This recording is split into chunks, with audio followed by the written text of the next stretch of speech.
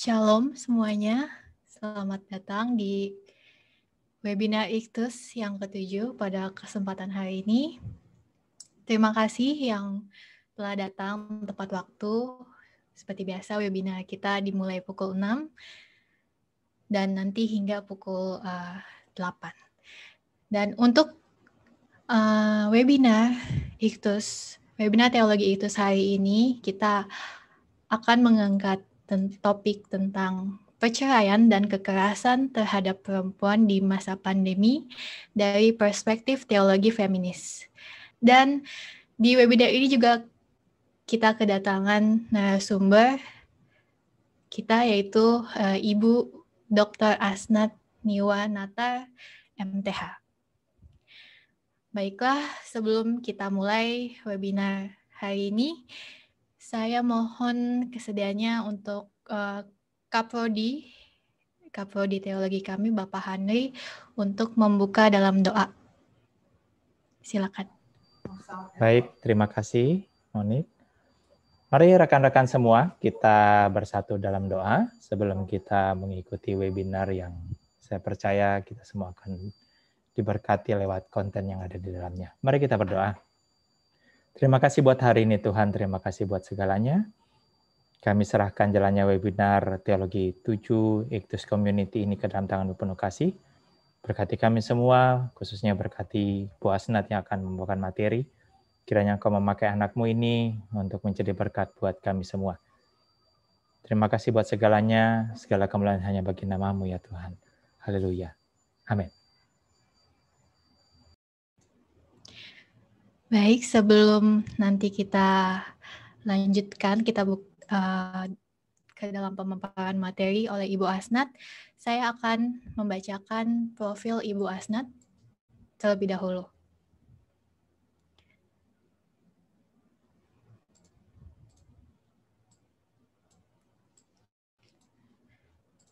Sebentar.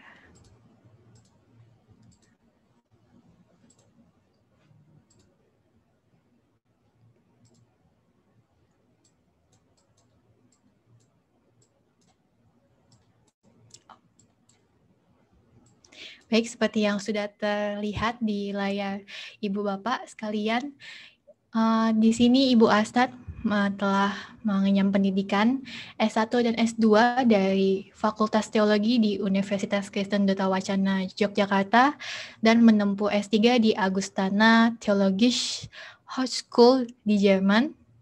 Dan untuk bidang minatnya, Ibu Asnat meminati teologi feminis dan teologi pastoral. Dan untuk jabatannya saat ini yaitu sebagai Wakil Dekan 2 Fakultas Teologi UKDW, Ketua Pusat Studi Teologi Feminis di Fakultas Teologi UKDW, Ketua Perwati untuk wilayah DI Yogyakarta, dan Wakil Ketua Persetia dan lagi Asesor Ban PT. Baiklah, Ibu Bapak sekalian, sepertinya langsung saja kita mulai. Untuk pemaparan materi kita dari Ibu Asnat Natar, waktu dan tempat saya persilakan Ibu.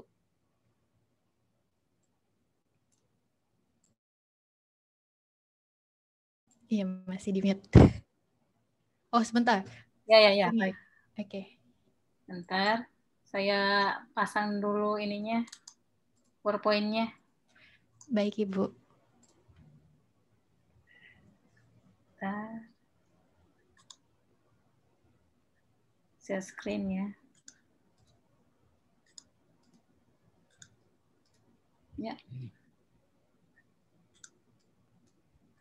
Ya. Selamat malam, Bapak Ibu saudara. Seperti yang sudah dimintakan, judulnya adalah perceraian dan kekerasan terhadap perempuan di masa pandemi. Ya, ini dari perspektif teologi feminis. Nah, kalau kita lihat bicara tentang perceraian, memang dari tahun ke tahun itu semakin meningkat.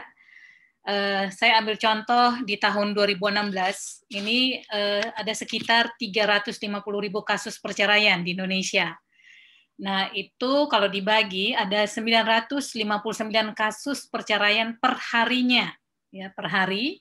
dan 40 perceraian setiap jam, dan 70% perceraian karena gugatan dari pihak istri.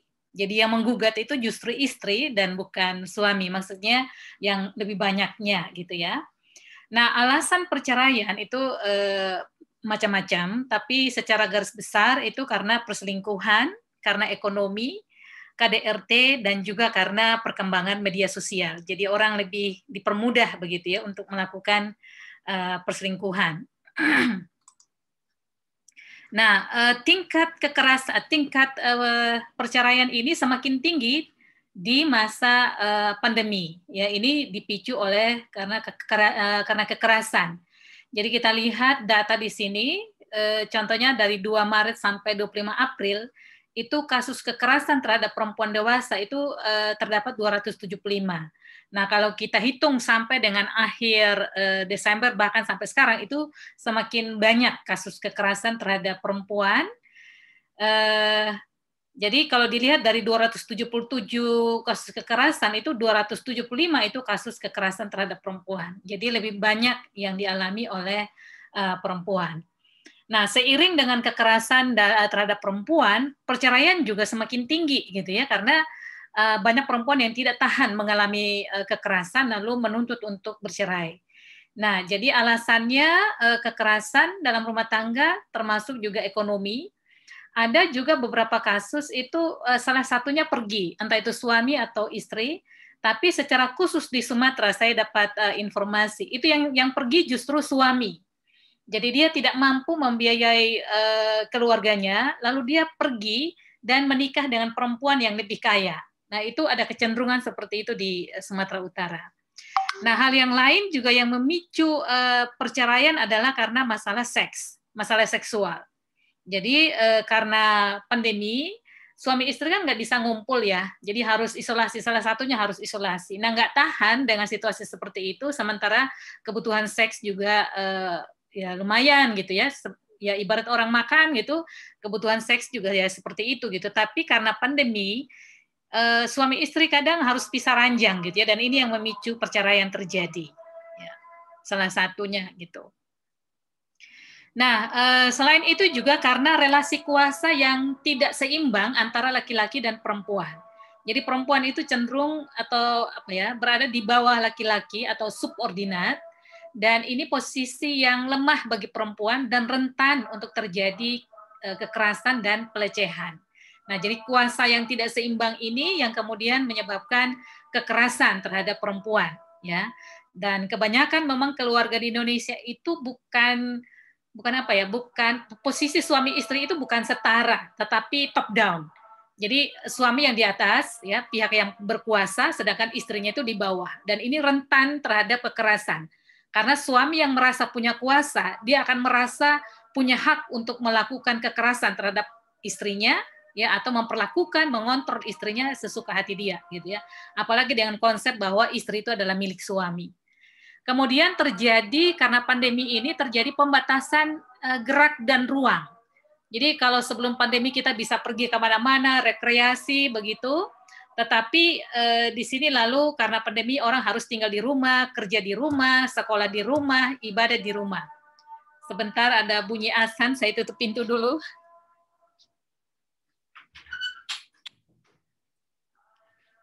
Ya, jadi semua aktivitas dilakukan di rumah sehingga lalu membuat orang stres gitu ya, karena lingkungannya jadi sempit sekali gitu, hanya di rumah gitu. Kalaupun keluar hanya sekali-sekali begitu. Nah, kemudian juga yang menambah persoalan dalam keluarga adalah suami-suami yang kehilangan pekerjaan. Jadi kalau sebelumnya mereka punya pekerjaan, baik itu pekerjaan tetap ataupun serabutan, tapi ya paling tidak kan ada pemasukan gitu.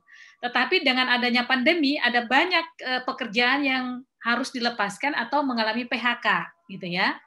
Nah, sementara tabungan yang ada pun tidak bisa menjamin untuk beberapa tahun, gitu ya. Semakin hari semakin menipis karena dipakai terus, gitu. Nah, sementara perempuan harus menyediakan makanan untuk keluarga. Nah, situasi ini kadang yang seringkali membuat stres, ya, memancing emosi dan pertengkaran-pertengkaran antara suami dengan istri. Suami stres karena nggak bisa mendapatkan pemasukan atau ekonomi begitu. Nah, istri juga stres karena harus menyediakan makanan untuk keluarga atau memenuhi kebutuhan keluarga. Jadi satu stres, yang lain juga stres, akhirnya yang terjadi adalah konflik di dalam keluarga. Nah, itu yang terjadi. Nah, kemudian sebenarnya juga ketiadaan pekerjaan bagi laki-laki ini memukul harga dirinya. Jadi laki-laki merasa rendah diri gitu ya, karena dia tidak bisa memenuhi peranannya sebagai kepala keluarga.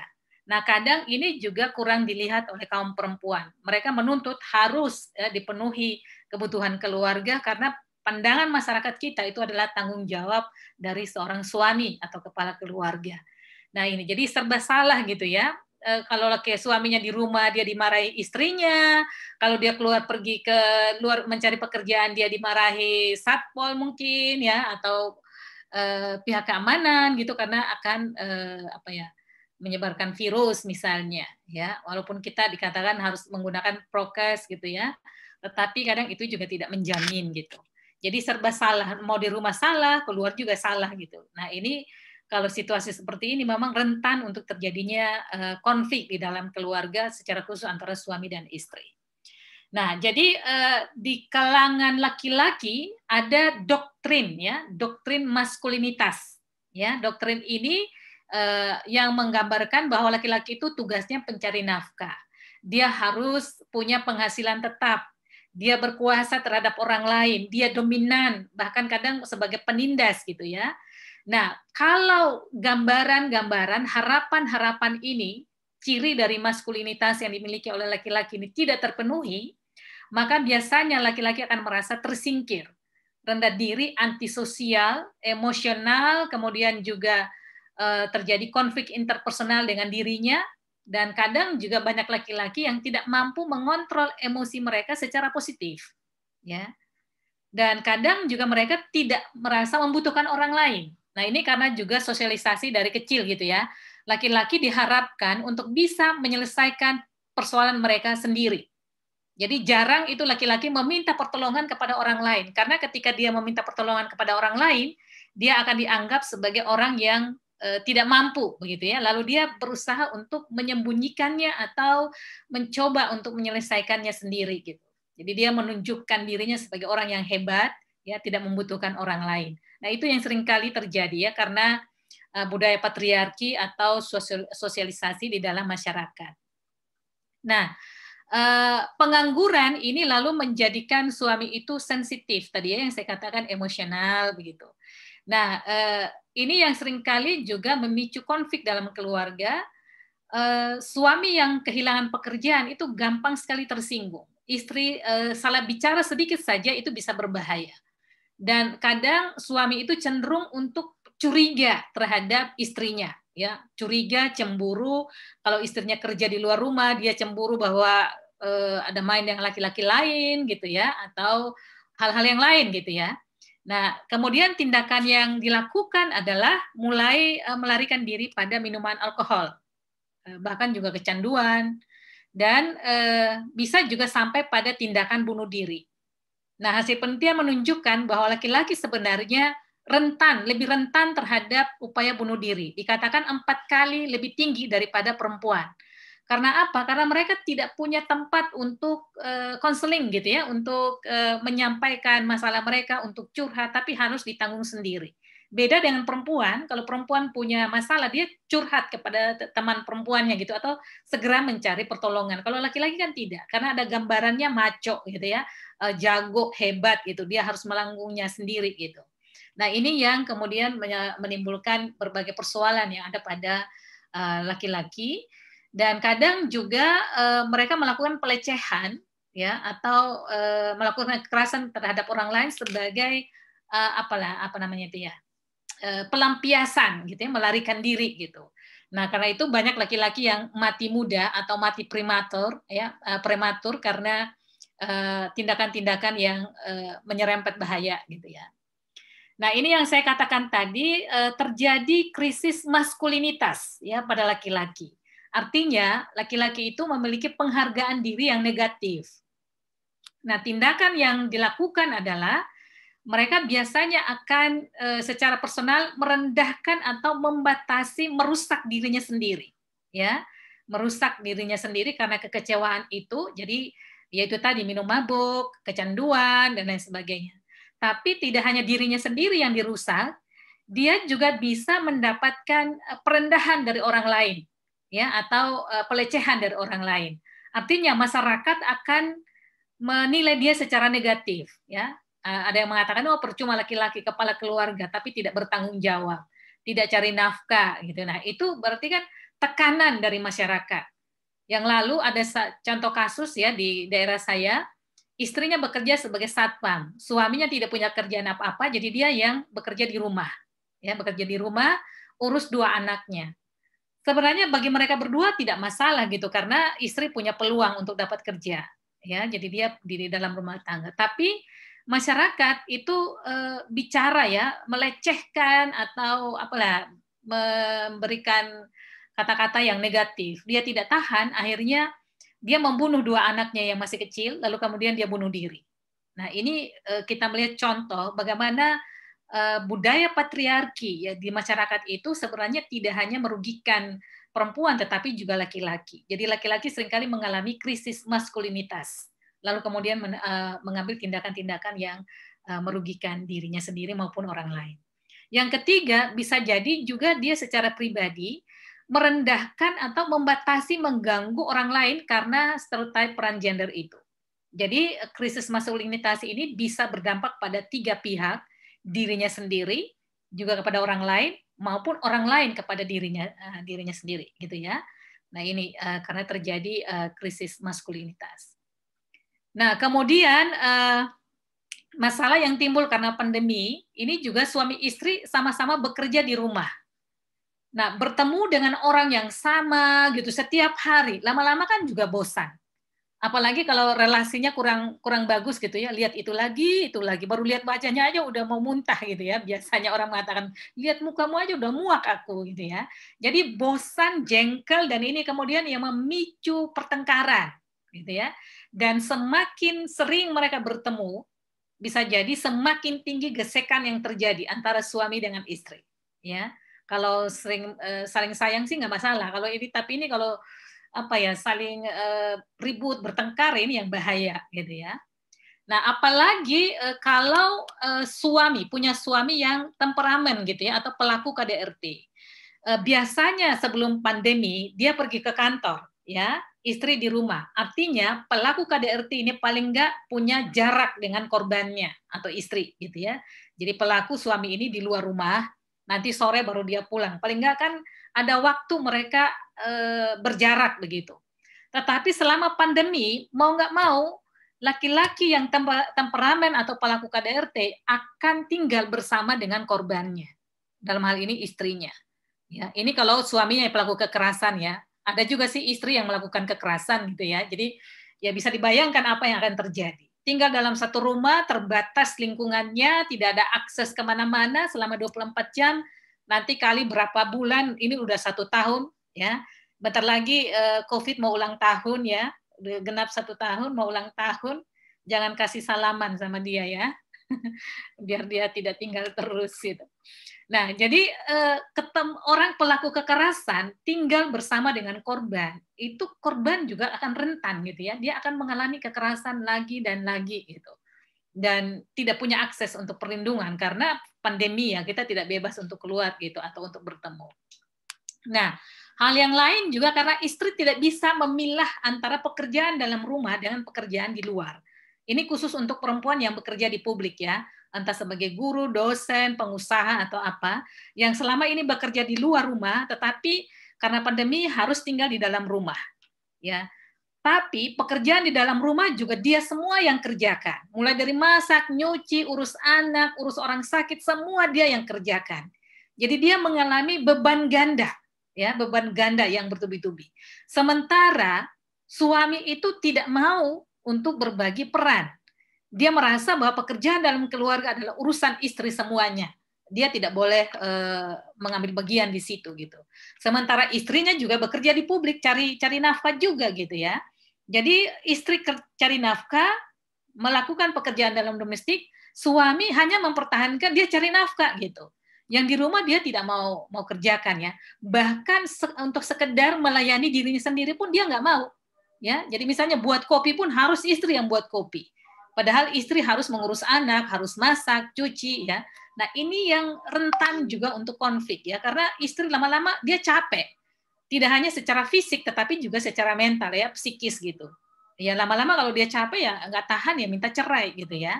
Nah, itu yang terjadi. Nah, ini kita lihat di sini. Gambarannya perempuan ya. Jadi banyak perempuan sekarang bukan lagi tulang rusuk tapi sudah jadi tulang punggung. Ya, tulang punggung keluarga. Jadi perempuan yang bekerja, laki-lakinya ya dilayani gitu, ya.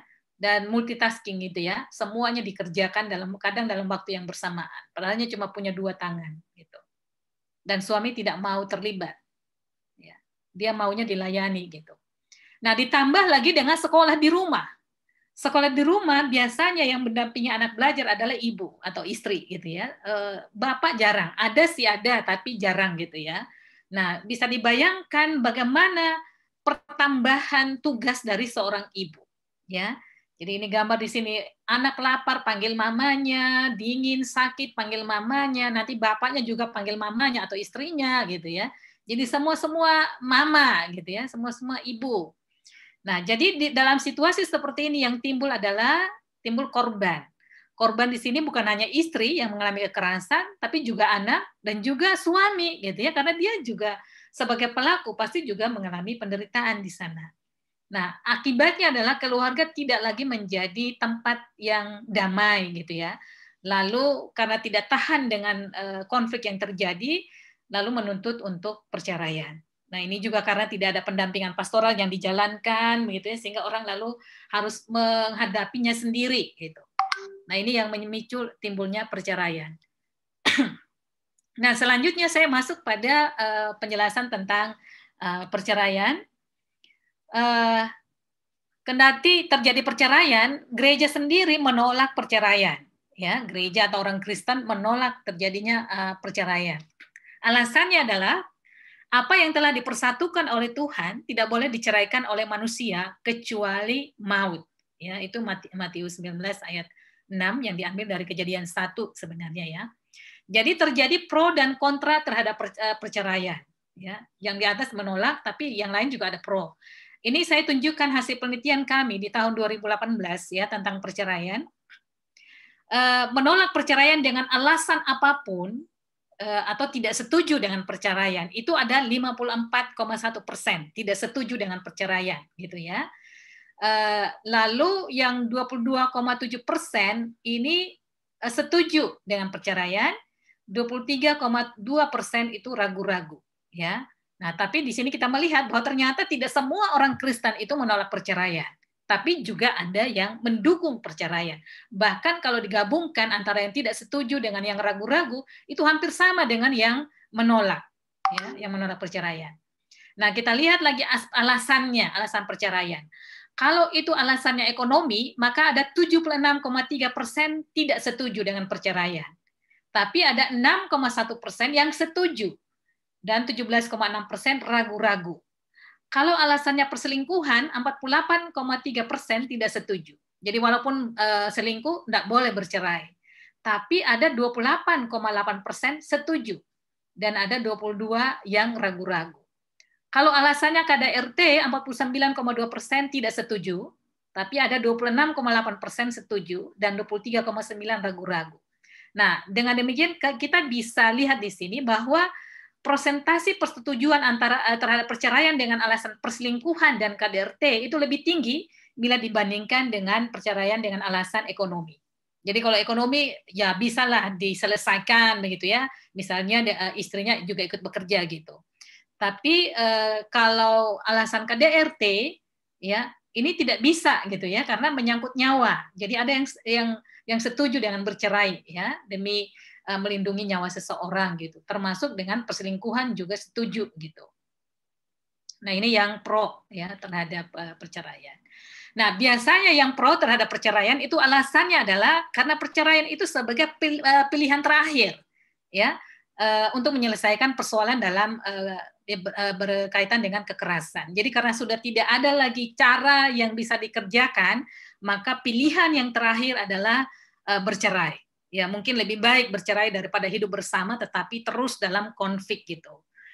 Nah, juga hasil penelitian mengatakan bahwa tidak ada damai sejahtera dalam kehidupan suami istri, di mana anak itu terus-menerus melihat pertengkaran dari orang tua. Anak tidak mendapatkan contoh yang baik tentang relasi antara suami istri atau orang tua. Dan bisa jadi ini juga bisa berdampak negatif pada anak nantinya. Anak jadi takut untuk menikah ketika dia dewasa karena dia tidak melihat contoh yang baik dalam keluarga. Jadi alasannya daripada kita mempertahankan keluarga tapi dengan pertengkaran terus-menerus atau memberikan contoh keluarga yang tidak baik, lebih baik bercerai ya tapi damai gitu ya. Lebih baik bercerai tapi damai. Di pihak yang lain juga untuk menyelamatkan atau mengatasi penderitaan yang dialami oleh sang ibu ya yang mengalami kekerasan. Nah, ini terjadi kalau suami tidak menunjukkan niatnya untuk mengubah perilakunya. Jadi tetap saja melakukan kekerasan terhadap perempuan. Ya, jadi ya kalau memang nggak bisa berubah, ya mungkin berakhir. Karena jangan mengatakan ya nanti kalau sudah mati baru mengatakan nah sekarang kalian bercerai gitu. Nggak bisa, udah nggak bisa lagi itu kalau udah mati gitu ya. Jadi daripada mati lebih baik kita menghindarkan orang dari kematian. Itu alasannya yang pro terhadap perceraian. Kemudian ada alasannya bahwa anak-anak hidup lebih baik dalam keluarga single parent daripada keluarga yang berkonflik gitu. Karena dia setiap hari melihat, bahkan kadang anak juga jadi korban ya, dipukul juga sebagai tempat pelampiasan. Jadi suami pukul istri, pukul anak juga, atau sebaliknya karena istri itu dipukul oleh suami, dia pukul anak gitu ya sebagai pelampiasan. Nanti anak pukul anjing gitu. Jadi berurutan gitu. Ya. Seperti itu. Nah, alasan penolakan terhadap perceraian selain tadi ayatnya itu kalau kita lihat di kalangan orang Kristen, perceraian itu dianggap sebagai pelanggaran atau dosa. Jadi bercerai itu dosa. Jadi kalau ada orang bercerai, kita memandangnya secara negatif tanpa melihat apa alasan dia bercerai. Pokoknya cerai dosa gitu ya, cerai dosa. Tidak peduli apa alasannya. Gitu. Nah ini yang memang ada di dalam pikiran kita, dogma doktrin tentang perceraian yang harus pernikahan yang harus dipertahankan. Dengan alasan perkawinan itu inisiatif dari Allah, sedangkan perceraian itu inisiatif dari manusia. Ya. Padahal tidak semua perkawinan itu inisiatif dari Tuhan, kan? Betul nggak? Kan ada orang yang terpaksa menikah karena hamil di luar nikah, bukan karena Tuhan yang mempertemukan mereka, ya kan? Nah, nanti kita diskusi lebih jauh. Kemudian ada gambaran keluarga Kristen yang utuh. Jadi kita diajarkan sebagai orang Kristen bahwa keluarga yang baik itu yang utuh, ada ayah, ibu, anak-anak. Sedangkan perceraian itu mengingkari janji perkawinan. Jadi kalau mati oke gitu ya, kalau ibu ayah tidak ada karena meninggal itu boleh, tapi kalau bercerai nggak boleh. Apapun yang terjadi harus dipertahankan sampai mati. Nah, anak-anak korban perceraian, ya orang tua tunggal misalnya, ini untuk yang menolak ya alasannya. Biasanya juga anak-anak ini mengalami masalah gitu ya, baik di sekolah maupun di dalam masyarakat. Ada yang tahan kelas, ya, punya masalah emosional, tingkah laku, ada kadang yang jadi pemabuk, suka bikin tawuran, gitu, takut pada relasi yang intim, tidak mau mencintai, menikah karena trauma. Nah ini kenapa perceraian ditolak. Kemudian juga diperhatikan bahwa perkawinan kembali itu baik untuk orang tua, tetapi tidak baik untuk anak. Ya karena anak-anak lalu mendapatkan ayah tiri atau ibu tiri gitu ya. Jadi anak jadi korban di sini. Makanya perceraian ditolak gitu ya atau tidak disetujui. Kemudian alasan yang lain 1 berbanding 10 orang yang mengalami kebahagiaan setelah perceraian ya. Jadi karena itu perceraian tidak dilihat sebagai solusi untuk masalah rumah tangga. Hal yang lain juga alasannya adalah setelah perceraian biasanya standar hidup istri itu menurun. Apalagi kalau dia waktu menikah itu tidak punya pekerjaan. Dia akan menjadi orang yang tidak punya apa-apa gitu ya. Makanya saya bilang istri itu harus punya pekerjaan, bukan memprediksi nanti cerai gitu, tidak, tapi mengantisipasi gitu ya, supaya kalau terjadi dia ditinggalkan suaminya dia masih bisa hidup gitu. Nah, jadi standar istri dan anak itu turun, sedangkan suami itu naik karena selama ini dia membiayai anak istri, ketika cerai dia hanya membiayai dirinya sendiri. Ya, itu kalau di Indonesia. Kalau di luar negeri sebenarnya tidak. Cerai atau tidak sama aja karena suami bertanggung jawab untuk membiayai hidup istri dan anaknya walaupun sudah bercerai gitu. Nah, jadi kalau kekurangan ekonomi, anak juga stres gitu ya karena memikirkan bagaimana dia kebutuhan hidupnya dan juga sekolahnya. Kemudian anak juga mengalami kehilangan kontak dengan ayahnya atau dengan ibunya, terutama untuk anak yang masih kecil. Kemudian juga tinggal dalam keluarga yang berkonflik dan perceraian sebenarnya sama-sama merusak emosi dan perkembangan anak. Jadi agak masalah gitu ya, serba salah. Cerai salah, mau hidup bersama juga mempertahankan itu juga salah gitu. Jadi makanya harus dipikirkan matang-matang. Nah, tetapi walaupun begitu, walaupun perceraian tidak boleh, tetapi bisa, ya bisa. Saya tunjukkan di sini dari teks Alkitab, misalnya ya Perjanjian Baru kita melihat dulu. Itu misalnya apa yang dikatakan oleh Musa di Ulangan 24 ayat 1, juga oleh Tuhan Yesus di Markus 10 ayat 1 sampai 9 dan Matius 19 ayat 6, lalu juga mengutip dari Kejadian 1 ayat 27, termasuk juga dari Paulus. Ini mengatakan cerai boleh, tapi dengan melihat konteks, ya. Misalnya Musa itu karena memperbolehkan perceraian karena ketegaran hati laki-laki, ya, yang menceraikan istrinya, gitu. Kalau Tuhan Yesus itu di Markus 10 ayat 1 sampai 9 itu dikatakan di sana Tuhan Yesus juga mengutip apa yang dikatakan oleh Musa. Jadi kalau istrinya itu melakukan sesuatu yang tidak senonoh, itu bisa diceraikan. Atau dengan alasan zina, itu bisa bercerai gitu ya. Nah, Paulus juga begitu, tapi Paulus konteksnya adalah dalam kaitan dengan beriman dan tidak beriman. Jadi kalau istrinya tidak beriman atau suaminya tidak beriman lalu bercerai, itu enggak masalah gitu ya. Tapi kalau mau tinggal tetap juga enggak masalah gitu. Nah, ini sebenarnya berkaitan dengan yang di dalam Perjanjian Lama. Jadi ada dua mazhab di sini tentang rabi. Mazhab Samai, ini boleh bercerai bila istri berhubungan seksual dengan lelaki lain. Karena ini yang boleh menceraikan hanya suami. Perempuan tidak boleh mengajukan gugatan cerai, ya. Jadi kalau istrinya kedapatan berzina itu bisa diceraikan oleh suaminya. Sedangkan mazhab Hillel, perceraian diperbolehkan terhadap perbuatan apapun, ya, apapun kesalahan istri yang tidak menyenangkan suami itu bisa jadi alasan bagi suami untuk menceraikan. Jadi misalnya menumpahkan kopi, ya, suami lalu menceraikan istri itu boleh, gitu ya, atau tidak hormat terhadap suami. Ya, itu bisa ya di Markus 10 ayat 1 sampai 9. Nah, jadi di dalam Perjanjian Lama sebenarnya bisa bercerai gitu dan ada beberapa contoh tentang perceraian di sana. Nah, perceraian karena KDRT juga bisa dilakukan karena kalau di Matius ini dikatakan boleh bercerai karena zina, ya apalagi karena KDRT gitu kan.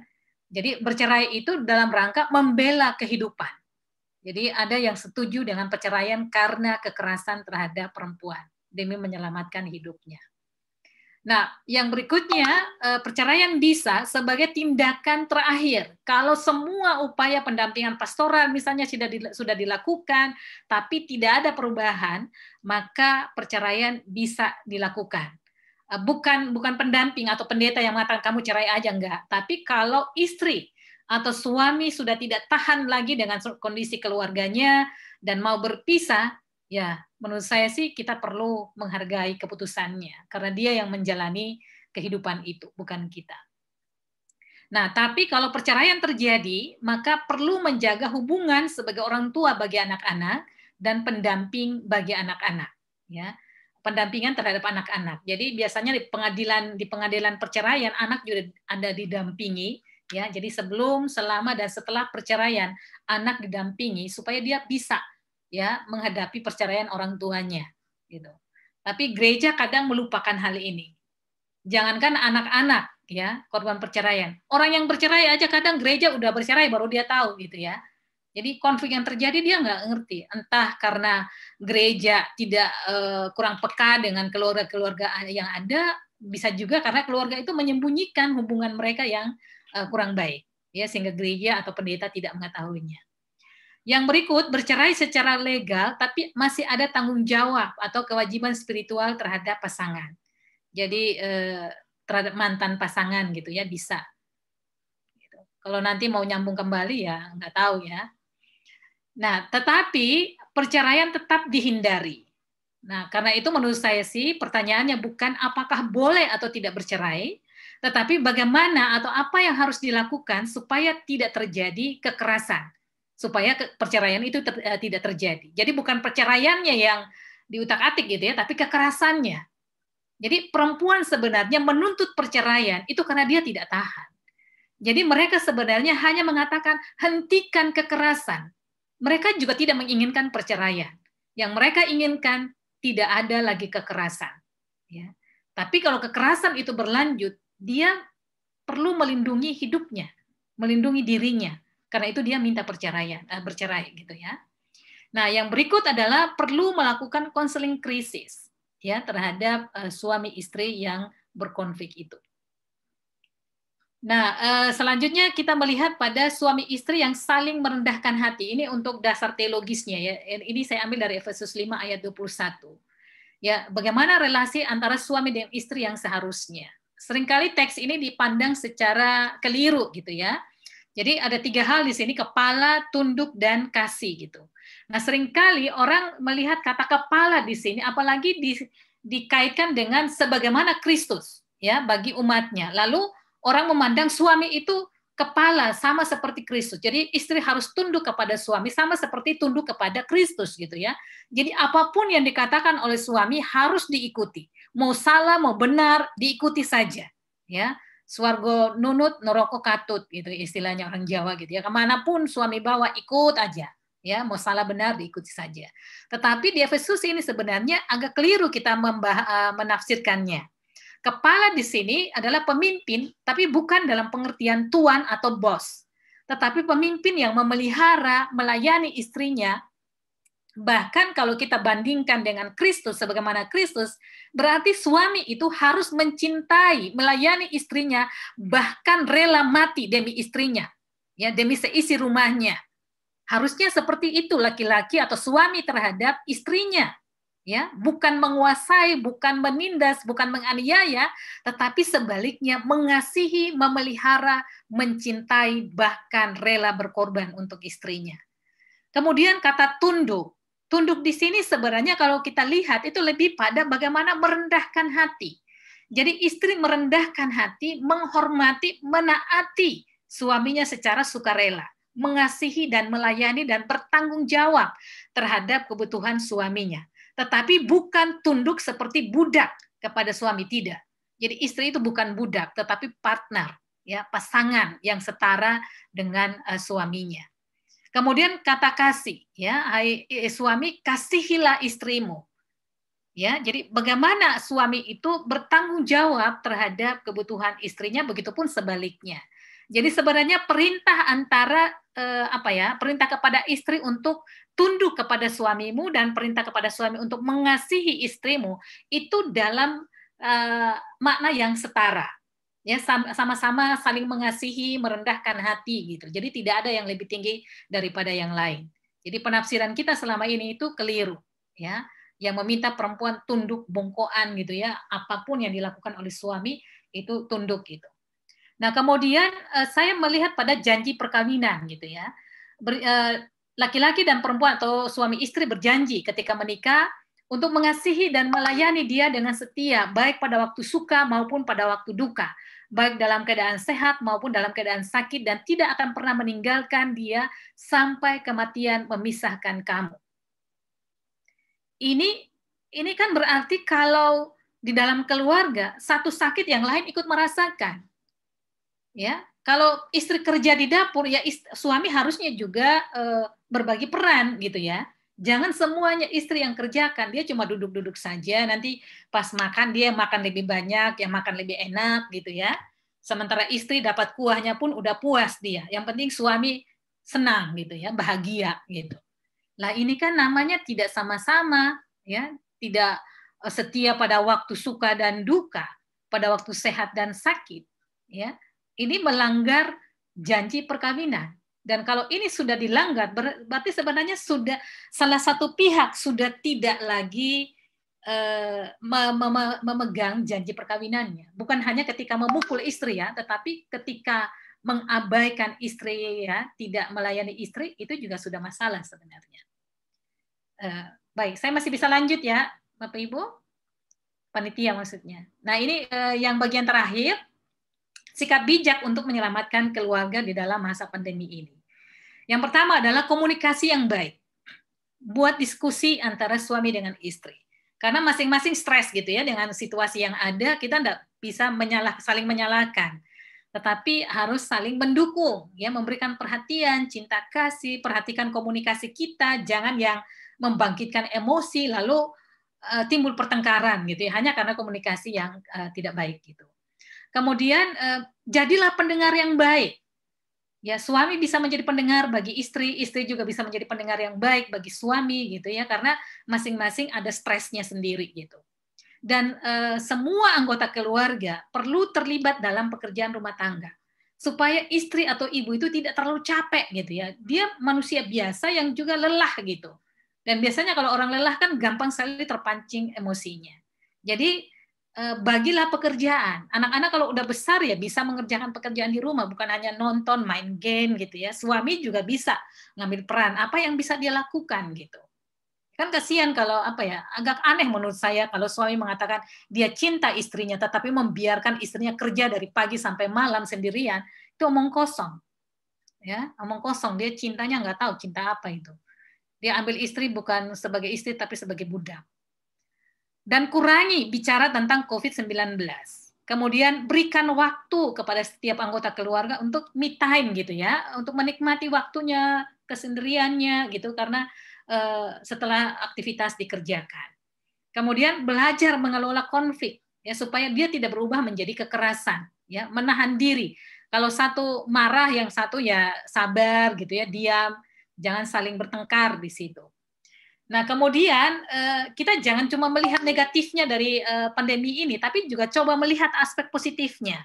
Ya, dengan tinggal di rumah, mungkin yang selama ini hubungan antara suami istri, orang tua dengan anak itu jarang karena sibuk cari uang, keluar rumah gitu ya. Tapi dengan pandemi orang lalu kembali ke rumah. Keluarga menjadi hangat kembali.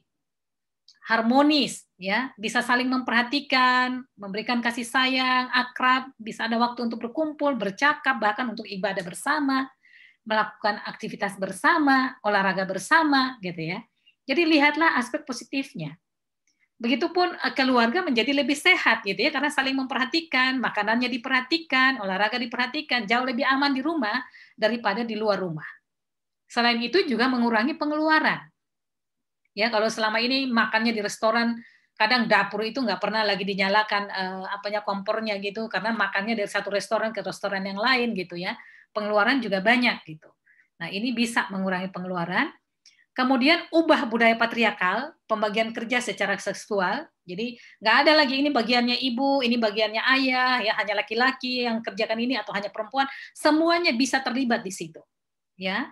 Kemudian suami tidak perlu rendah diri kalau istri yang punya peluang untuk dapat pekerjaan gitu ya, karena di masa sekarang ini memang perempuan lebih punya peluang untuk bekerja.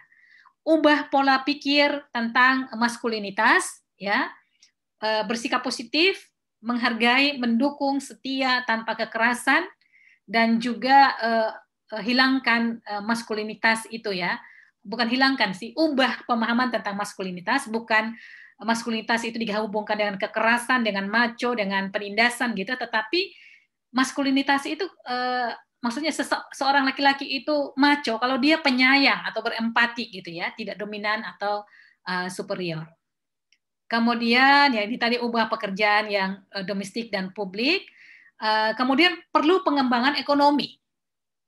Kalau PHK banting setir gitu ya. Kalau usaha kita yang selama ini tidak lagi bisa dijalankan, kita cari peluang kerja yang lain. Ada banyak hal yang bisa kita lakukan, usaha sampingan, kalau yang masih ada pekerjaan, perlu tambahan pekerjaan, bisa dengan menanam. Ya, bercocok tanam di rumah. Saya sering men-sharekan tanaman-tanaman saya yang saya tanam di pot saja, tapi bisa untuk menambah sayur di rumah, sehingga saya mengurangi waktu saya untuk keluar, pergi ke pasar, bertemu dengan orang banyak di sana, menghindari kerumunan gitu ya. Bisa juga dengan jual makanan atau kue gitu ya, handmade gitu, atau kerajinan tangan, bisa dengan beternak ikan. Ya, saya juga men-sharekan ternak ikan saya gitu. Ada yang ikut ya, ikut terinspirasi gitu, dan saya senang gitu ya, bisa berbagi. Bisa juga dengan bisnis online ya, entah barter atau juga menjual kepada orang lain.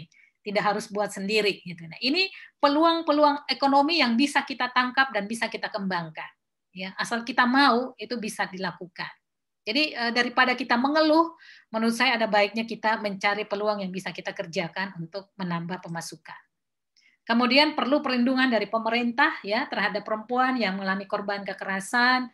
Mungkin ada apa ya, situasi darurat begitu, ada kelompok-kelompok orang yang disiapkan untuk siaga gitu ya, untuk menolong perempuan-perempuan yang menjadi korban kekerasan.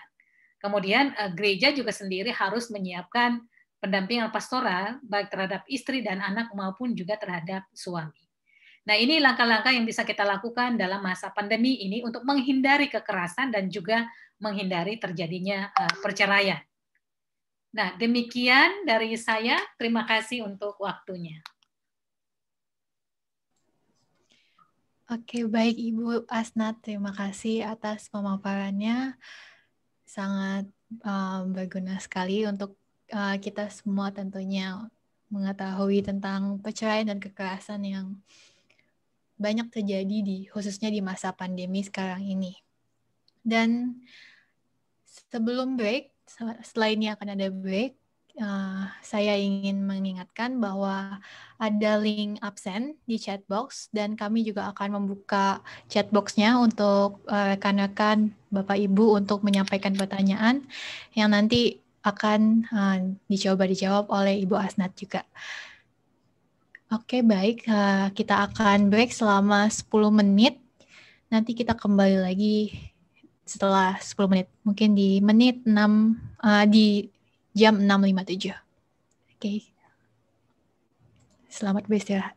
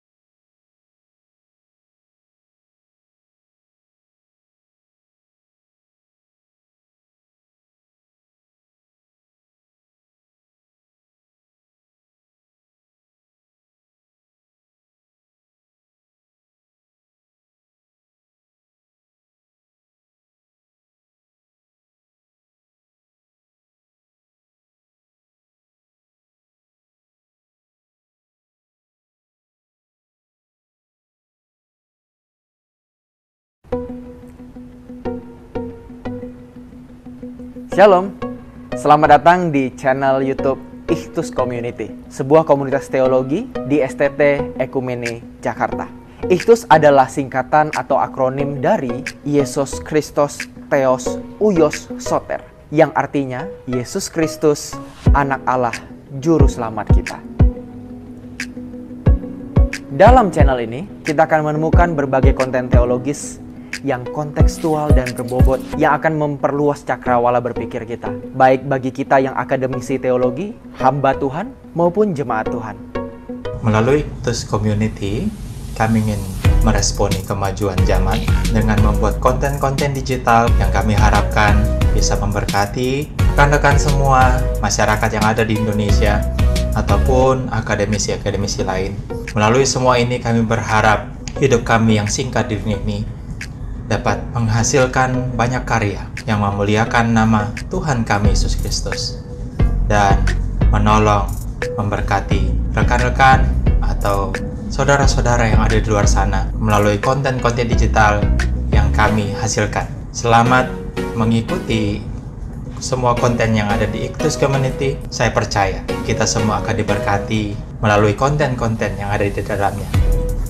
God bless.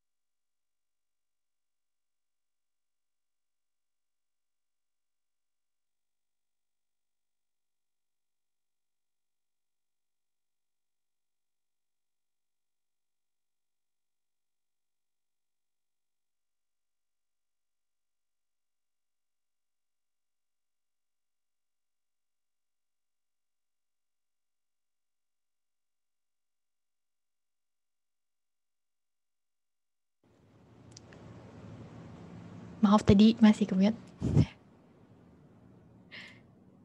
Oke.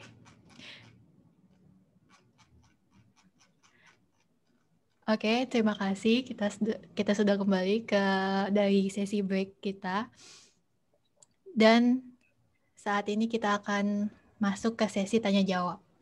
Terima kasih untuk Bapak Ibu yang telah mengirimkan pertanyaannya di kolom chat box, dan jika masih ada yang memiliki pertanyaan boleh disiapkan dan dikirim di chat box. Oke, baik, akan saya bacakan satu persatu untuk Ibu Asnat. Ya. Yang pertama dari Suryaning Simila. Di sini ditanyakan, terima kasih Bu Asnat untuk paparan materi yang luar biasa.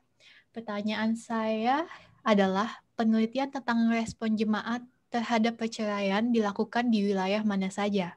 Apakah itu sudah mewakili suara orang Kristen atau jemaat pada umumnya? Terima kasih. Silakan Ibu. Oh, langsung ya? Iya, boleh. Ya, penelitiannya ini kami lakukan di Jogja. Itu ada yang gereja Katolik, kemudian gereja Arus Utama, katakan gitu ya, yang GKJ, GKI, dan juga dari kalangan karismatik. Jadi 3 aliran itu, Katolik, Protestan, maksudnya yang Arus Utama dan karismatik. Jadi ada di Surabaya, Jogja, Surabaya, Semarang, Malang, ya itu beberapa tempat. Jadi kami hanya ambil beberapa saja, tidak semua. Tapi paling enggak kan bisa mewakili lah suara jemaat gitu. Oke, baik. Terima kasih. Semoga dapat menjawab pertanyaan. Termasuk di Jakarta, Bekasi ya, Bekasi. Oke. Oke, kita lanjut ya, Bu. Ya. Ke pertanyaan berikutnya dari Nola Resa. Di sini saya setuju dengan pernyataan bahwa tidak semua pernikahan adalah inisiatif dari Allah. Lalu dengan demikian, apakah bisa dikatakan juga bahwa perceraian yang dikatakan merupakan inisiatif dari manusia? Memiliki kemungkinan adalah inisiatif dari Allah. Misalnya dalam kasus KDRT dengan tujuan untuk menyelamatkan kehidupan. Ya, kalau menurut saya iya. Karena demi menyelamatkan kehidupan gitu ya. Jadi kalau kita tahu misalnya bahwa suaranya kok gini. Jadi kalau kita tahu bahwa situasi itu mengancam kehidupan, tapi kita membiarkan, berarti kan kita membiarkan kehidupan itu berakhir gitu ya. Jadi menurut saya sih ketika orang berusaha untuk menyelamatkan kehidupan, itu juga yang diinginkan oleh Tuhan, gitu ya. Apalagi kalau itu kekerasan. Jadi saya seringkali mengatakan kita perlu membedakan mana kekerasan yang menghidupkan, mana penderitaan yang menghidupkan, dan mana penderitaan yang menyengsarakan atau mematikan.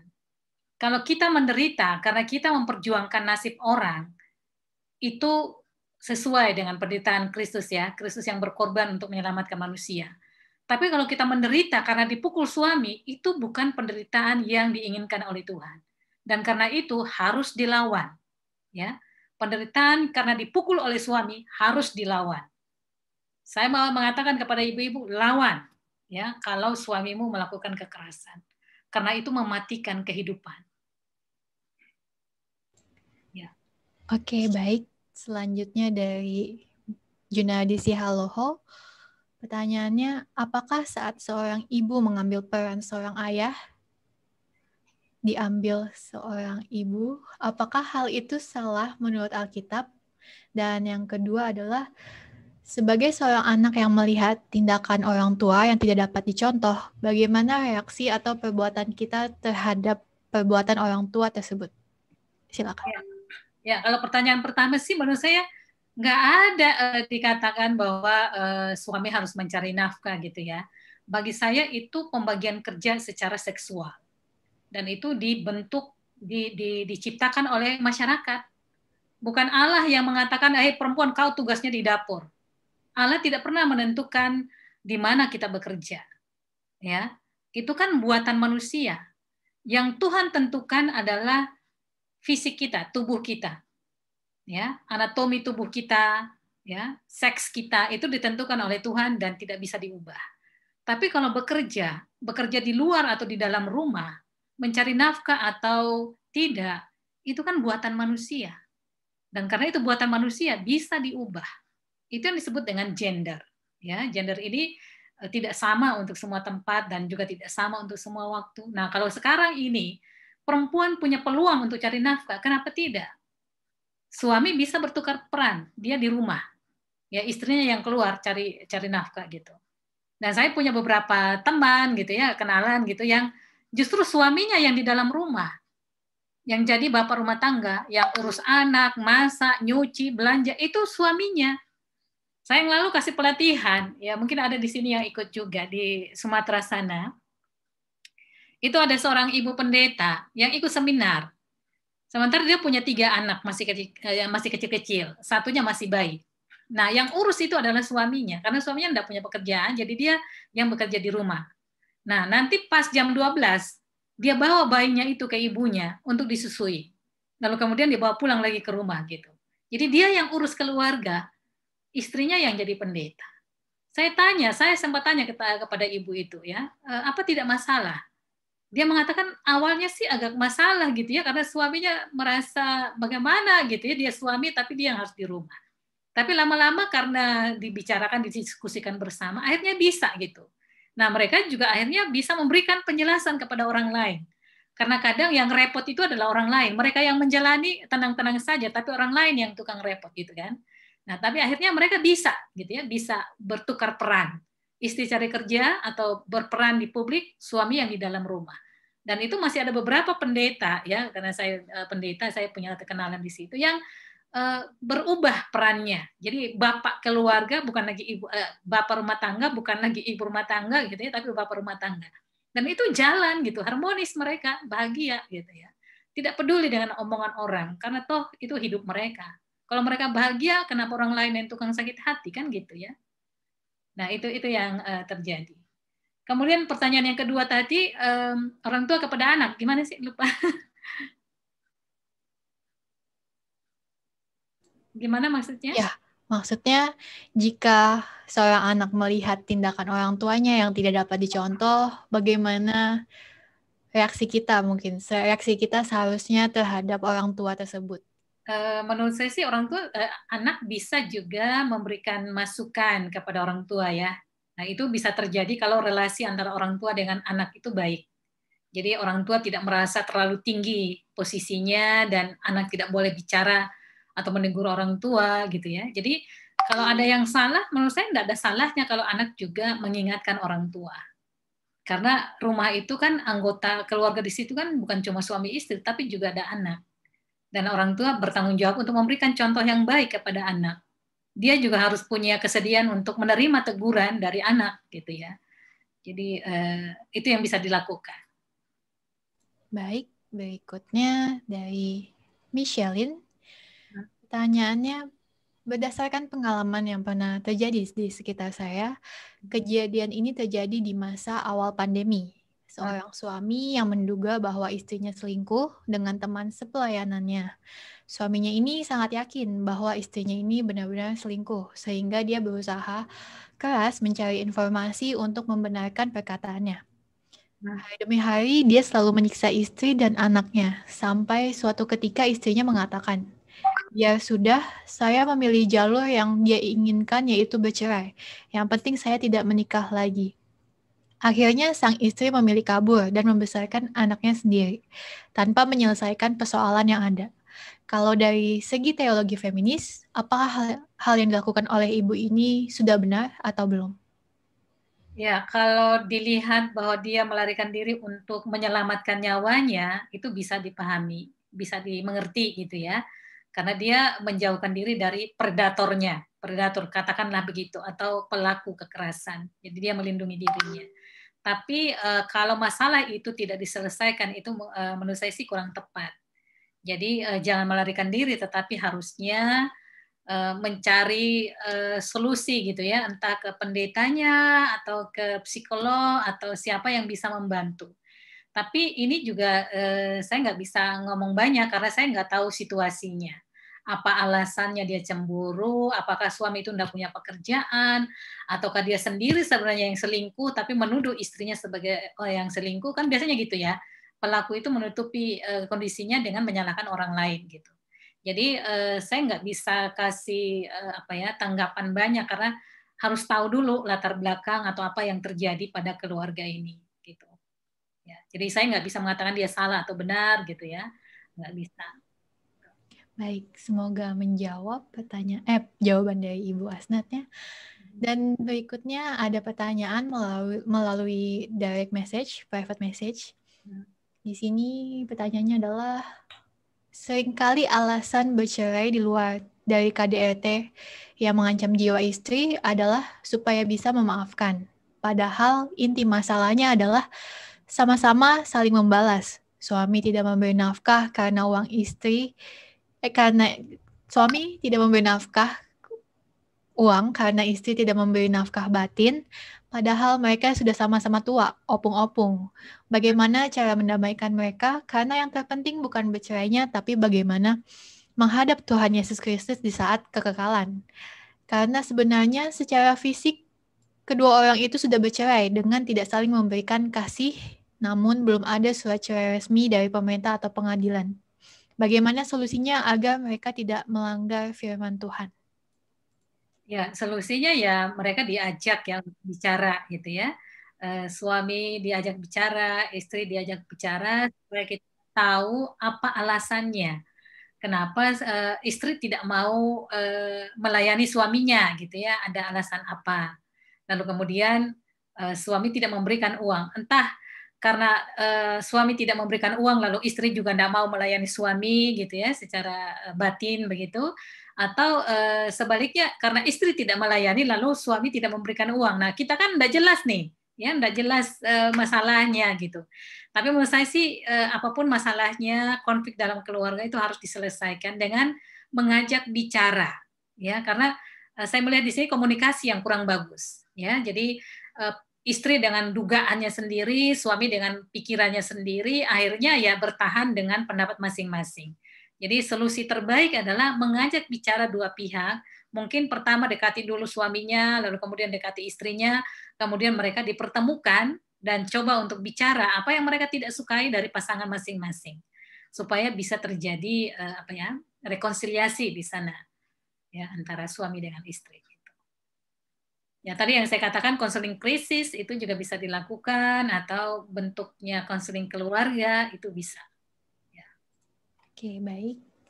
Kita lanjut ke pertanyaan berikutnya dari Reni Rahadian, yaitu bagaimana dengan substansi hukum di Indonesia mengenai perceraian? Apakah ada poin-poin tertentu dari hukum yang sekiranya dapat menolong dalam mengubah pola pikir atau sudut pandang mengenai perceraian? Silakan. Kalau di secara hukum sih ada ya, ada tentang perceraian. Misalnya kalau suami itu tidak lagi memenuhi tanggung jawabnya untuk menafkahi keluarga, itu bisa ya bercerai gitu. Atau misalnya karena kekerasan, karena ada undang-undang anti kekerasan ya, itu bisa. Jadi istri menggugat kepada suami, lalu kalau dia mau bercerai itu hakim bisa melakukan. Tapi biasanya di pengadilan juga tidak begitu tidak serta-merta gitu ya dikabulkan perceraian. Biasanya ada upaya mediasi gitu supaya mereka itu bisa berdamai kembali. Jadi ada memang tim di sana ya yang mendampingi baik terhadap suami dan istri maupun terhadap anak-anak. Yang lalu itu setahu saya mereka juga kalau itu orang Kristen mereka juga melibatkan pendeta di sana. Jadi pendeta dimintai tolong untuk bisa memediasi ya antara suami dengan istri ini yang mau bercerai gitu. Nah itu yang setahu saya yang dilakukan. Atau misalnya kalau di Undang-Undang tahun 74 itu dikatakan di sana bahwa kalau istri tidak bisa menjalankan fungsinya sebagai istri atau kalau istri sakit itu bisa memberikan peluang kepada suami untuk kawin lagi. Ya, tapi di sini juga bias gender gitu ya, karena tidak ada pasal atau ayat yang mengatakan kalau suami tidak bisa menjalankan fungsinya dengan baik atau sakit, istri bisa kawin lagi, itu nggak ada. Jadi hanya kepada suami. Nah, ini yang kemudian punya peluang untuk juga bercerai gitu. Poligami ya, peluang untuk poligami dan juga untuk bercerai. Jadi karena negara itu mengesahkan perkawinan, ya mereka juga menceraikan, ya, memberikan surat cerai gitu ya di catatan di pengadilan agama gitu. Tapi sebenarnya tentang Undang-Undang 74 kita masih bisa bicarakan di sana karena agak membingungkan gitu ya. Karena Undang-Undang tahun 74 itu Undang-Undang perkawinan mengatakan bahwa perkawinan itu disahkan oleh agama. Pemerintah itu hanya mencatat gitu ya. Tetapi kalau Muslim jelas ya, mereka di KUA gitu jelas. Tapi yang Kristen ini yang agak aneh. Karena kita mengatakan kita tidak mengesahkan perkawinan, tetapi hanya memberkati. Memang ada gereja yang mengatakan kami mengesahkan sekaligus memberkati sekaligus mengesahkan. Tapi banyak gereja yang mengatakan kami hanya memberkati, tidak mengesahkan. Nah, karena kami tidak mengesahkan, kami juga tidak memberikan surat cerai, gitu ya. Itu pendapatnya gitu. Sehingga selama ini yang memberikan surat cerai itu adalah pemerintah atau catatan sipil misalnya atau KUA. Jadi kalau secara hukum ada peluang untuk bercerai. Dan macam-macam alasannya. Baik. Dilanjutkan lagi pertanyaan berikutnya dari Samuel Lesar. Ini ada 3 pertanyaan. Akan saya bacakan 3-3-nya atau satu-satu dulu, Ibu? Dulu, nanti lupa. Satu-satu ya? Iya. Yang pertama, apakah gereja berperan dalam mencegah terjadinya perkawinan? Jika ternyata bibit, bobot, dan bebet dari salah satu pihak yang akan menikah ternyata tidak mumpuni, Dalam hal ini, karakter si pasangan yang menjurus ke arah kekerasan fisik yang sudah terlihat dari sejak pacaran. Dari sejak pacaran sudah main tangan. Sekian. Ya, makanya penting itu konseling pranikah atau disebut juga katekisasi pranikah gitu ya. Menurut saya ini penting, tapi faktanya menunjukkan ada banyak gereja yang menganggap itu hanya formalitas saja, ya. Jadi katekisasi pranikah itu tidak semua gereja menjalankan. Kalaupun dijalankan ya cuma 3 hari atau besok mau nikah, sekarang terjadi percakapan gitu. Jadi menurut saya sih ini jadi agak aneh gitu ya. Gereja melarang perceraian, tapi gereja tidak berbuat apa-apa atau kurang melakukan sesuatu untuk mempersiapkan orang yang menikah untuk seumur hidup ini. Ya, jadi banyak gereja yang hanya bertugas seperti polisi. Kalau ada yang salah, oh kamu apapun yang terjadi hanya maut yang memisahkan, nggak boleh cerai. Tapi nggak melakukan sesuatu supaya orang tidak bercerai, gitu ya. Itu aneh menurut saya. Jadi harusnya kita mempersiapkan betul katekisasi pranikah. Menurut saya paling nggak 1 tahun lah begitu ya. Kenapa orang mau menikah udah pesan ruang gedung pertemuan, udah jahit baju, undangan udah direncanakan 1 tahun. Tetapi untuk katekisasi atau konseling pranikah itu kok formalitas aja dilakukan. Padahal orang mengatakan hanya 1 kali menikah untuk seumur hidup. Nah, di katekisasi pranikah inilah sebenarnya kita materinya jangan lagi membahas tentang doa Bapa Kami atau pengakuan iman, tapi lebih banyak ya membahas tentang juga bagaimana mengantisipasi hal-hal yang memicu perceraian atau kekerasan dalam keluarga, gitu ya. Jadi paling enggak orang itu dipersiapkan untuk supaya nanti enggak terlalu banyak kagetnya ketika masuk dalam keluarga. Memang tidak menjamin bahwa orang akan awet terus ya, tapi paling tidak kan mengantisipasi ya kejutan-kejutan yang mungkin terjadi dalam keluarga, termasuk ya. Jadi ada beberapa gereja yang saya tahu ya 1-2 gereja yang katekisasi pranikahnya itu sudah macam-macam temanya ya. Ada juga tentang kesetaraan gender, seksualitas, ekonomi, hukum, kesehatan reproduksi, macam-macam ya temanya, termasuk tes psikologi. Jadi ada gereja yang di katekisasi pranikahnya itu memberikan tes psikologi. Nah, tes psikologi ini dilakukan kepada perempuan dan kepada laki-lakinya juga. Jadi antara lain misalnya apakah laki-lakinya temperamental atau tidak gitu ya, melakukan kekerasan atau tidak, pelit atau tidak gitu ya, mengasihi atau tidak, penyayang atau tidak. Nah, tes psikologi ini menurut saya membantu pasangan itu untuk melihat siapa sih pasangan yang akan menikah dengan dia. Ya.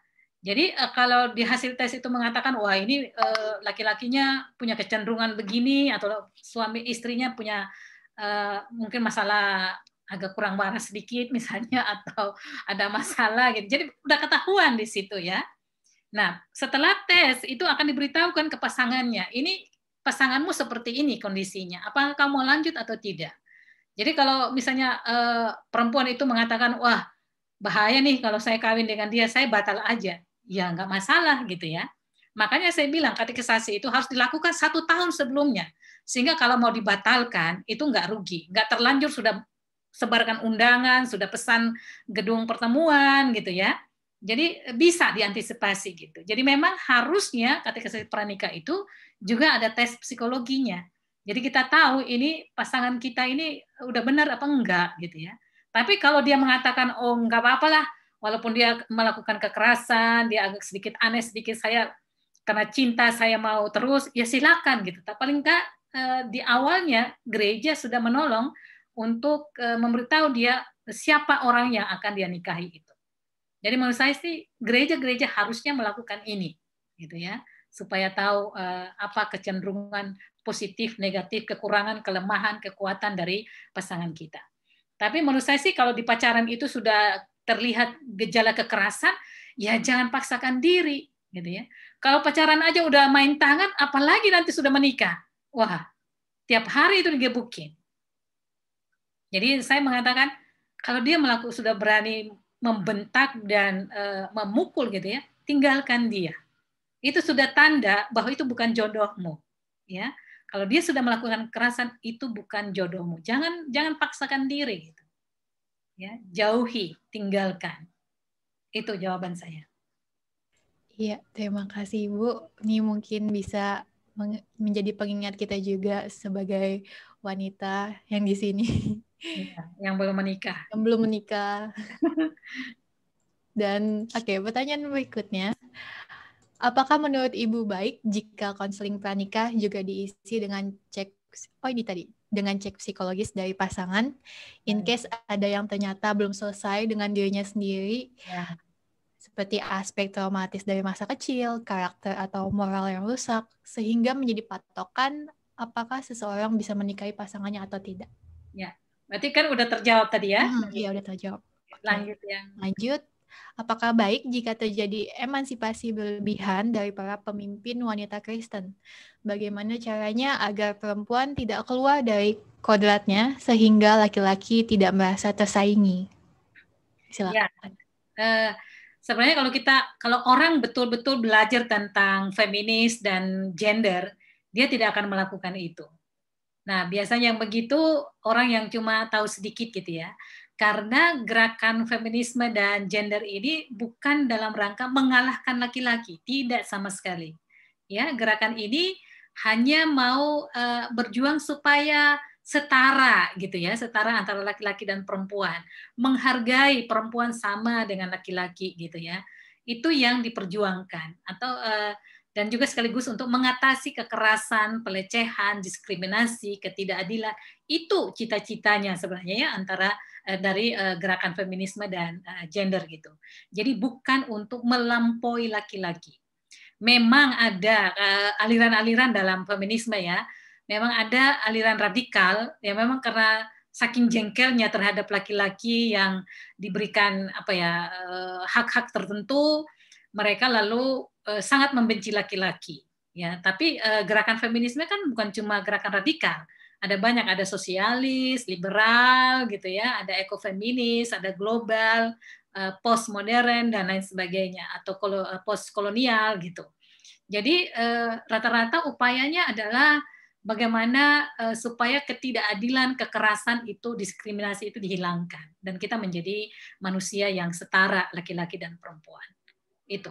Jadi kalau dia berusaha untuk mengalahkan laki-laki, menurut saya sih ya agak bertentangan dengan tujuan dari gerakan feminisme. Dan karena itu harus disadarkan. Mungkin perlu diberikan seminar atau pelatihan gitu ya untuk mengubah cara berpikirnya gitu. Dan tidak hanya perempuan menurut saya, laki-laki juga harus berubah cara berpikirnya. Jangan baru dengar kata feminis, gender udah langsung alergi gitu ya. Wah, ini gerakan perempuan melawan laki-laki nih gitu ya. Padahal tidak begitu gitu kan. Jadi baik laki-laki maupun perempuan harus dicerahkan cara berpikirnya supaya tidak saling menggugah, saling mencurigai gitu ya. Tapi secara terbuka bisa berubah bersama-sama gitu. Ya. Oke, selanjutnya pertanyaan dari Caroline Evata. Saya ingin bertanya, bagaimanakah gereja dapat bermisi kepada orang-orang yang berada di ambang perceraian? Apakah pendampingan pastoral kepada para pasangan suami istri itu kemudian mengurangi persentase perceraian? Saya bertanya karena sejauh yang saya ketahui, begitu banyak pasangan suami istri yang menutupi pergumulan rumah tangganya dan bersikap baik-baik saja, tetapi kemudian memutuskan untuk bercerai. Ya, menurut saya sih pendampingan pastoral iya, itu kita harus lakukan, dan juga tergantung juga pendetanya ya.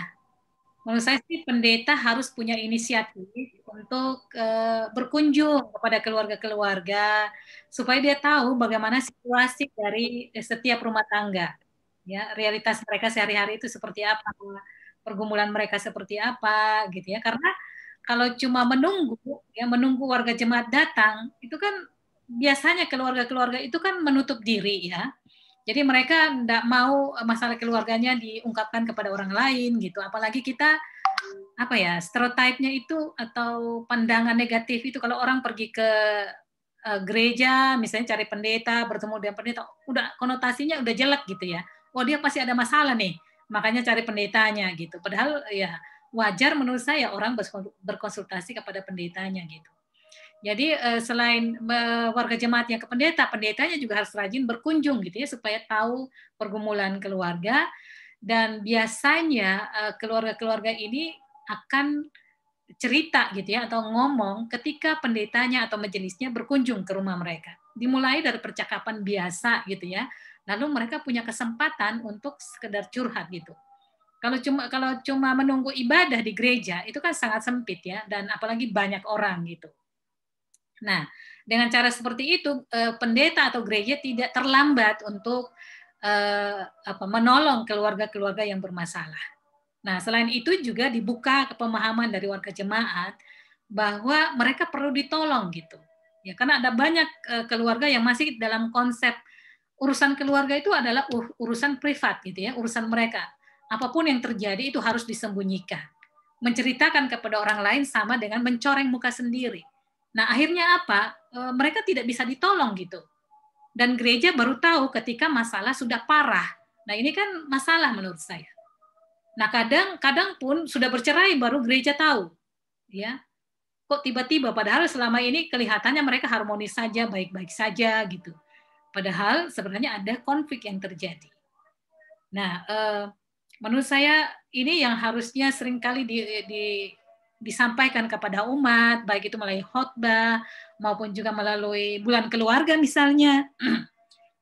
Jadi bulan keluarga itu jangan isi dengan lomba foto selfie, lomba merangkai bunga atau apa, tapi isilah dengan seminar sarasehan tentang keluarga.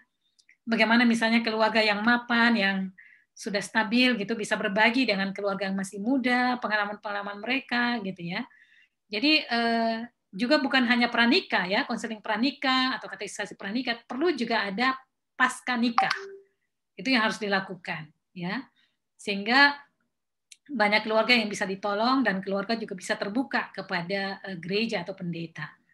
Nah, pendeta juga perlu menciptakan kepercayaan ya, membangun kepercayaan kepada warga jemaat supaya mereka bisa datang ke pendeta ketika mereka punya masalah, yang mau terbuka kepada pendetanya. Gitu. Itu yang bisa dilakukan. Oke. Kita lanjut lagi ke pertanyaan selanjutnya dari Ezra Lodo. Pertanyaannya, bagaimana dengan pandangan dalam kekristenan yang menyatakan bahwa pernikahan itu sekali seumur hidup? Saya beranggapan bahwa berarti kita sebagai orang Kristen tidak boleh bercerai. Apapun alasannya, dan bagaimana kalau orang bercerai karena perselingkuhan? Apakah tidak bertentangan dengan kalimat tidak boleh bercerai? Ya, tadi saya sudah singgung dalam Alkitab, boleh bercerai dengan alasan zina. Ya, dalam Matius dan di Markus itu, ketika ditanyakan Tuhan Yesus ditanyakan boleh bercerai atau tidak, itu boleh. Salah satunya kalau zina. Tapi kalau bercerai tidak karena zina, nah kalau orang ini lalu menikah lagi berarti dia berzina. Ya, karena dia belum cerai. Ya, karena dia meninggalkan istrinya bukan dengan alasan berzina. Ya. Jadi Alkitab sendiri itu membolehkan perceraian dengan alasan perzinahan. Nah, saya sendiri sih kalau itu masih bisa diatasi, ya janganlah gitu ya bercerai karena perselingkuhan. Saya sendiri setuju kalau itu alasannya kekerasan.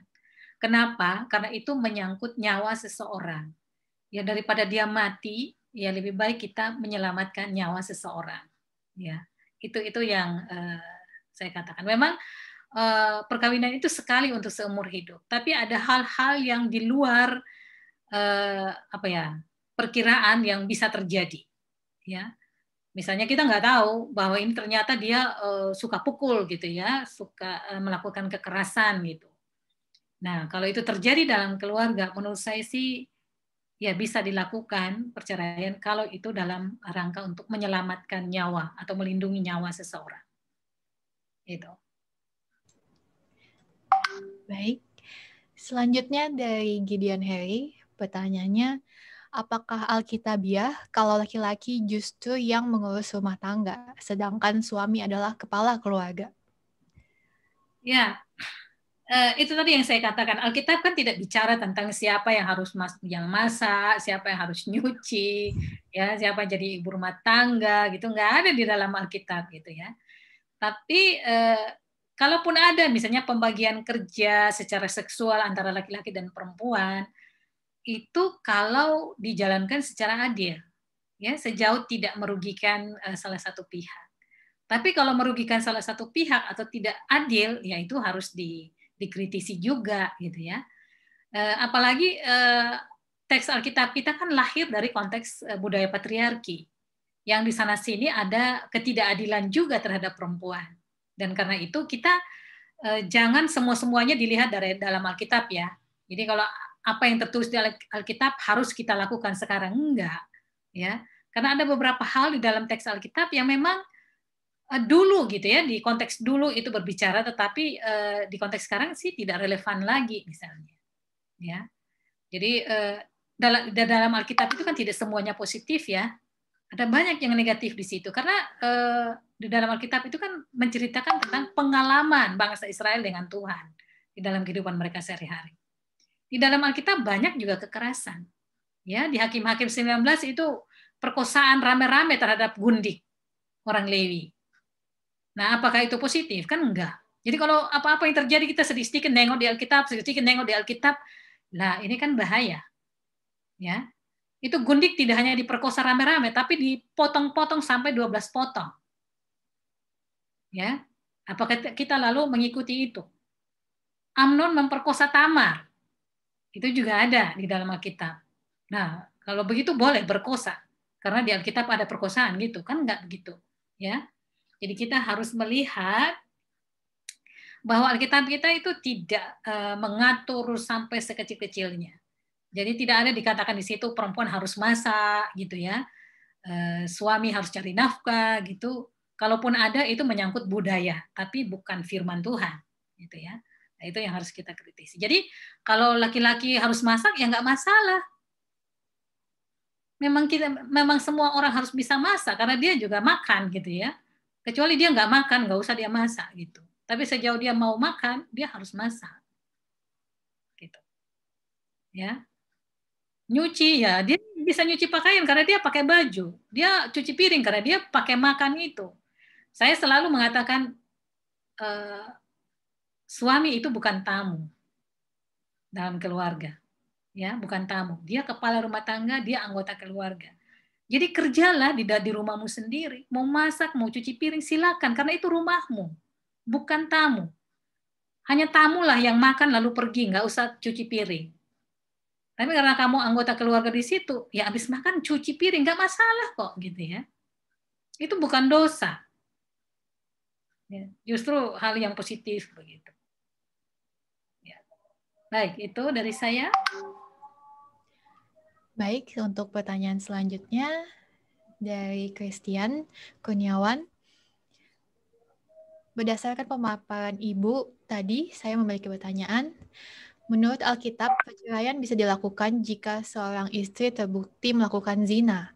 Lantas bagaimana jika sang suami tidak memiliki bukti yang kuat bahwa istrinya berzina, alias tidak tertangkap basah? Apakah perceraian tersebut tetap diperbolehkan menurut Alkitab? Tidak bisa. Kalau itu karena alasan zina itu nggak bisa gitu ya. Jadi harus ada bukti yang menunjukkan bahwa istrinya itu berzina, bukan hanya menduga gitu.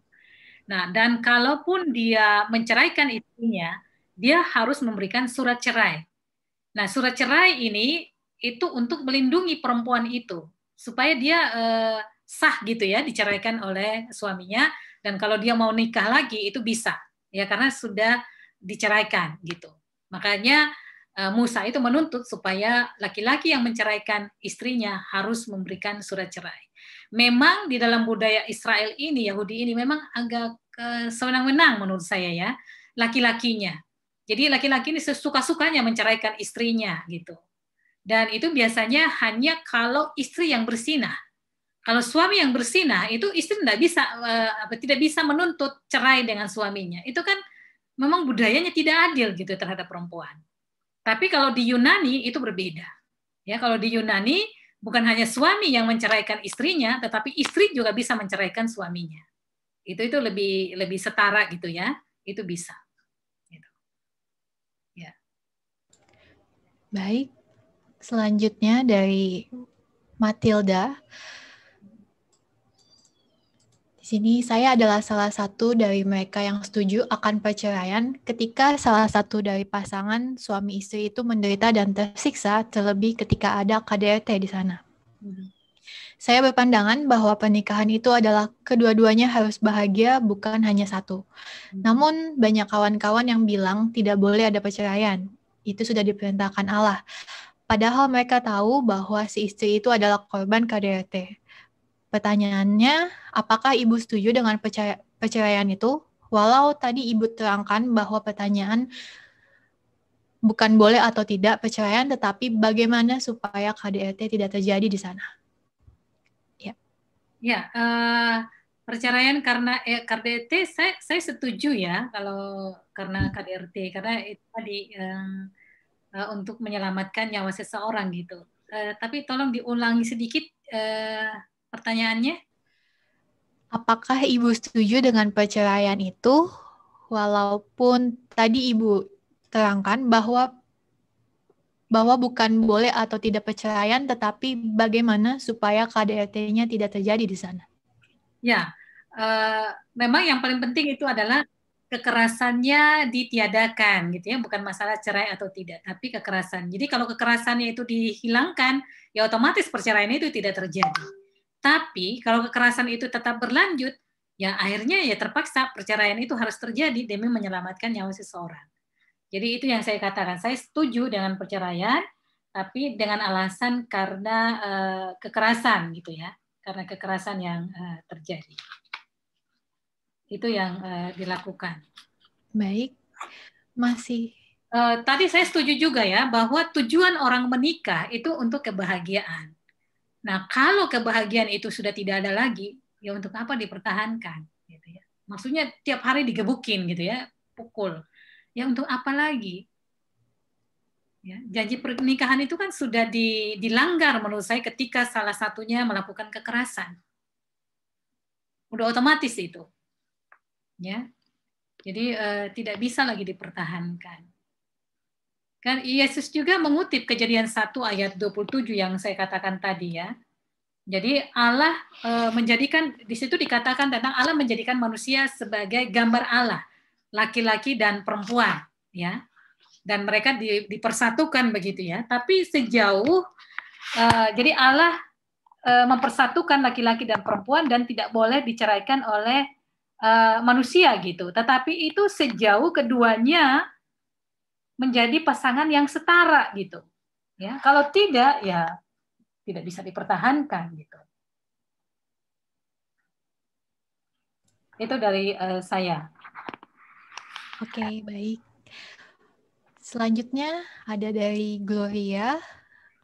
Pertanyaannya, bagaimana tanggapan berdasarkan Alkitab mengenai perceraian yang dilakukan oleh sang istri atau suami, dan kemudian ketika sudah bercerai, apakah boleh menikah kembali? Kalaupun boleh, bagaimana tanggapannya berdasarkan Alkitab tentang pernikahan kembali? Itu boleh ya. Jadi kalau mereka sudah bercerai lalu mau menikah lagi, boleh.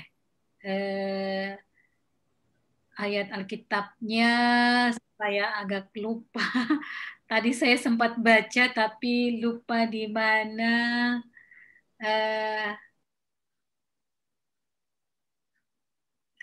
Di mana ya?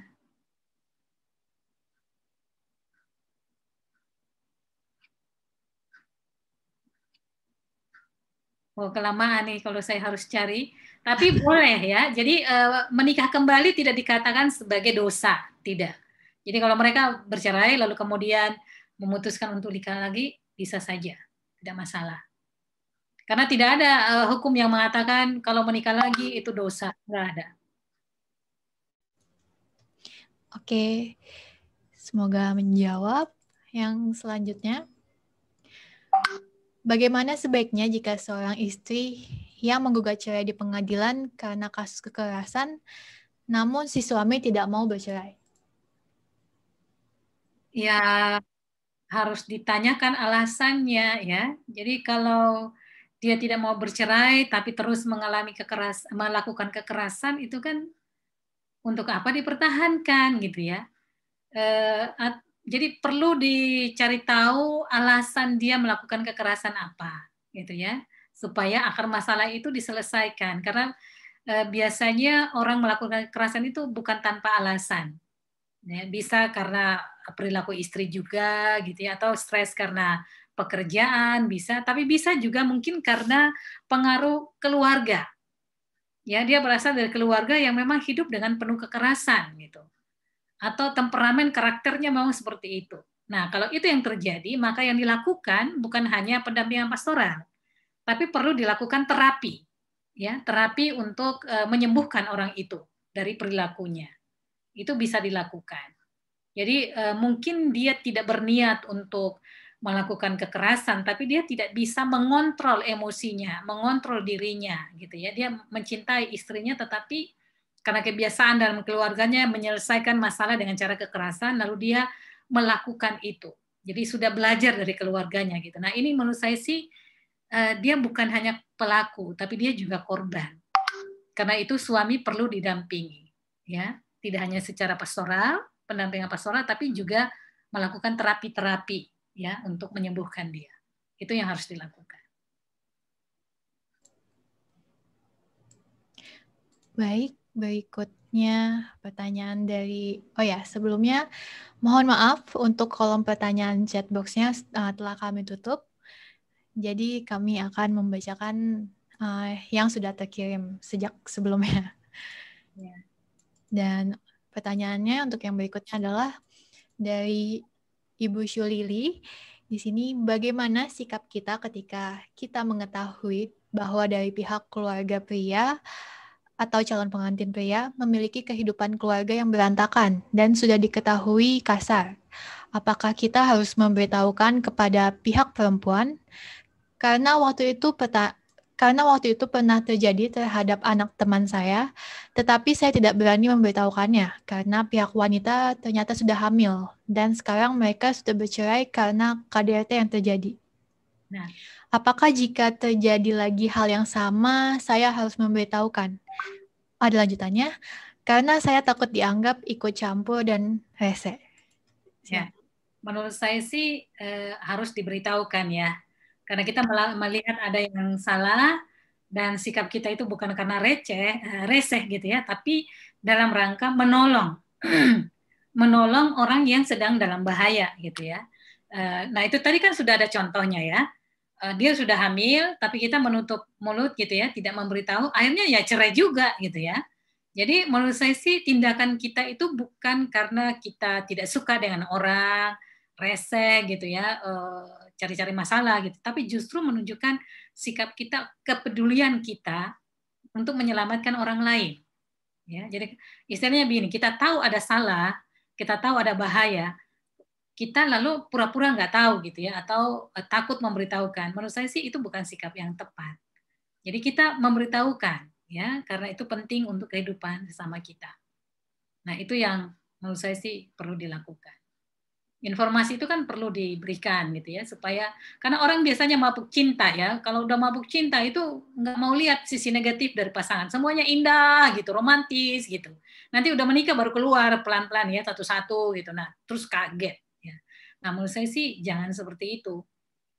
Pacaran itu sebenarnya adalah proses mengenal pasangan kita ya, bukan mesra-mesra gitu. Mesra sih boleh gitu, tapi harus juga melihat siapa pasangan yang mau hidup bersama dengan kita. Kecuali cuma mau senang-senang aja gitu ya. Tapi kalau kita mau memikirkan sampai ke jenjang pernikahan, nah itu berarti kan kita harus periksa dengan baik siapa calon kita ini. Gitu. Baik, kita ke pertanyaan selanjutnya. Dari Sri Wulan, saya ingin bertanya bagaimana jika dalam hubungan pernikahan yang sudah retak dan sering bertengkar, namun tetap bertahan demi seorang anaknya. Apakah menurut Ibu alasan bertahan itu baik atau tidak, dan apa alasan Ibu? Ya, tadi saya katakan tadi ya, bahwa kalau bercerai nanti yang jadi korban kan anak. Akhirnya memang banyak istri-istri ya yang kebetulan mengalami kekerasan dari suami itu bertahan.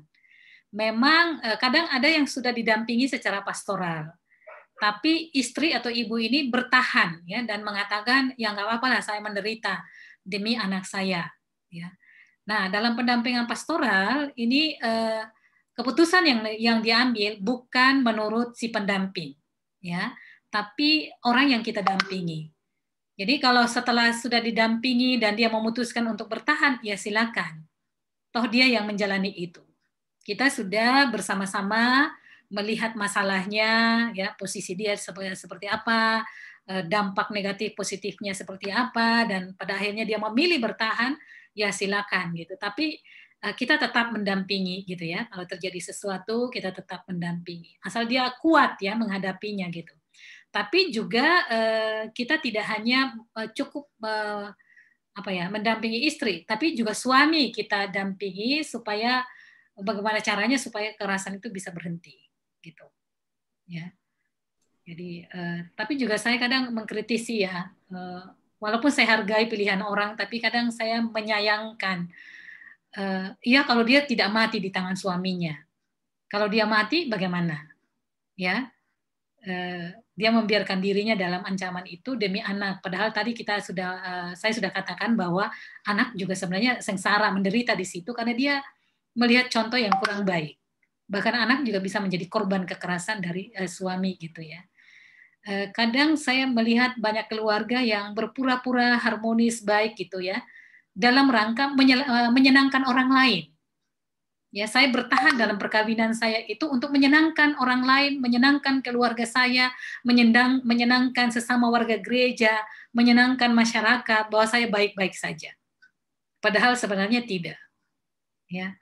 Ini menurut saya sih yang keliru, yang perlu kita benahi bersama gitu ya.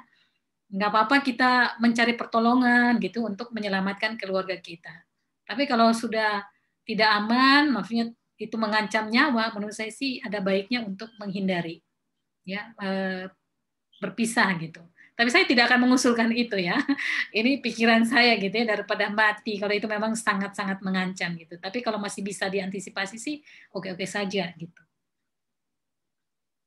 Karena banyak contoh ya, istri itu mati di tangan suaminya. Bahkan yang lalu beberapa waktu yang lalu saya dengar berita istri itu dibacok oleh suaminya hanya karena dia minta pergi menjenguk orang tuanya. Bayangkan. Istri dipukul hanya karena suami minta dibuatkan kopi, istri tidak segera karena masih mencuci. Dipukul tengkuk, ya, mati. Dan menurut saya itu bukan sekali itu dia lakukan. Sudah berkali-kali gitu ya. Dan itu puncaknya adalah istri meninggal di tangan suami. Apakah kita menginginkan hal itu terjadi? Lalu kita mengatakan, ya sekarang kalian dipisahkan oleh maut. Tapi maut yang dibawa oleh suami sendiri. Ya. Nah, singkat dalam keluarga itu kan ada lingkaran kekerasannya. Caranya adalah suami pukul istri. Setelah dia pukul nanti dia minta maaf. Nanti mesra-mesra lagi. Besoknya dia pukul lagi. Minta maaf lagi. Ya, cium-ciuman gitu, sayang-sayang. Pukul lagi. Gitu terus lingkarannya gitu ya. Istilahnya habis pukul dikasih bunga. Habis pukul kasih bunga. Sampai terus nanti dia mati juga dia bawa bunga di kuburan istrinya. Gitu ya. Jadi bunga terus. Ini lingkaran kekerasan yang harus diputus. Oke, ya. Baik. Selanjutnya pertanyaan dari Nicodemus. Ini saya mau bertanya bagaimana cara saya sebagai anak menangani orang tua saya yang belum dikatakan bercerai, tetapi ibu sudah lari dan tidak tahu kemana. Nah, sebagai anak saya melihat Bapak setiap hari berjuang untuk mencari ibu tiri saya. Dan terkadang dengan emosi saya berkata kepada Bapak untuk tidak mencari ibu tiri saya lagi karena Bapak sudah umur 50 lebih. Ya, berarti kalau dia mau nikah lagi, itu berarti sudah pisah gitu ya, bercerai berarti, atau bagaimana? Ini sepertinya, ya ibu tirinya sudah pergi. Ya. Ini dia bapaknya masih mau cari ibu tiri atau yang pergi itu ibu tirinya? Yang pergi sepertinya ibu tirinya. Oh gitu. Iya. Ya, biasanya itu kalau nggak salah di aturan pemerintah ya, itu ada toleransi waktunya 1 atau 2 tahun ya. Jadi kalau suami atau istri pergi sudah 1 tahun atau 2 tahun, itu bisa dianggap sudah cerai gitu, atau bisa mengajukan gugatan cerai, ya, gugatan cerai karena sudah meninggalkan pasangannya sekian lama. Nah, tapi dalam kenyataan ada istri atau suami yang bertahan ya, walaupun sudah 10 tahun pergi, tidak ada kabar berita, tapi tidak mau cerai dan tetap bertahan masih sebagai suami istri gitu. Nah, menurut saya sih kalau dia bisa menjalani itu ya enggak persoalan gitu. Tapi kalau tidak, sebenarnya undang-undang kan sudah memberikan peluang untuk itu ya. Cuma ya itu mungkin karena sebagai orang Kristen kita percaya bahwa hanya maut yang memisahkan. Jadi walaupun sudah pergi kita tetap mempertahankan keluarga itu. Kalau dia bisa menjalani itu, menurut saya sih oke saja gitu. Tapi kalau tidak, ya itu sebenarnya sudah apa ya, sudah tanda bahwa itu sudah bercerai sebenarnya karena tidak ada kabar berita lagi untuk sekian waktu lamanya. Baik, kita ke pertanyaan berikutnya. Dari Rina Lawalata, bagaimana tanggapan Ibu terhadap kasus pendeta yang bercerai dan diperhadapkan dengan tanggung jawab konseling pranikah atau konseling keluarga? Sebab adanya tendensi konseling mendiskreditkan konselor tersebut. Menurut saya pendeta juga manusia biasa.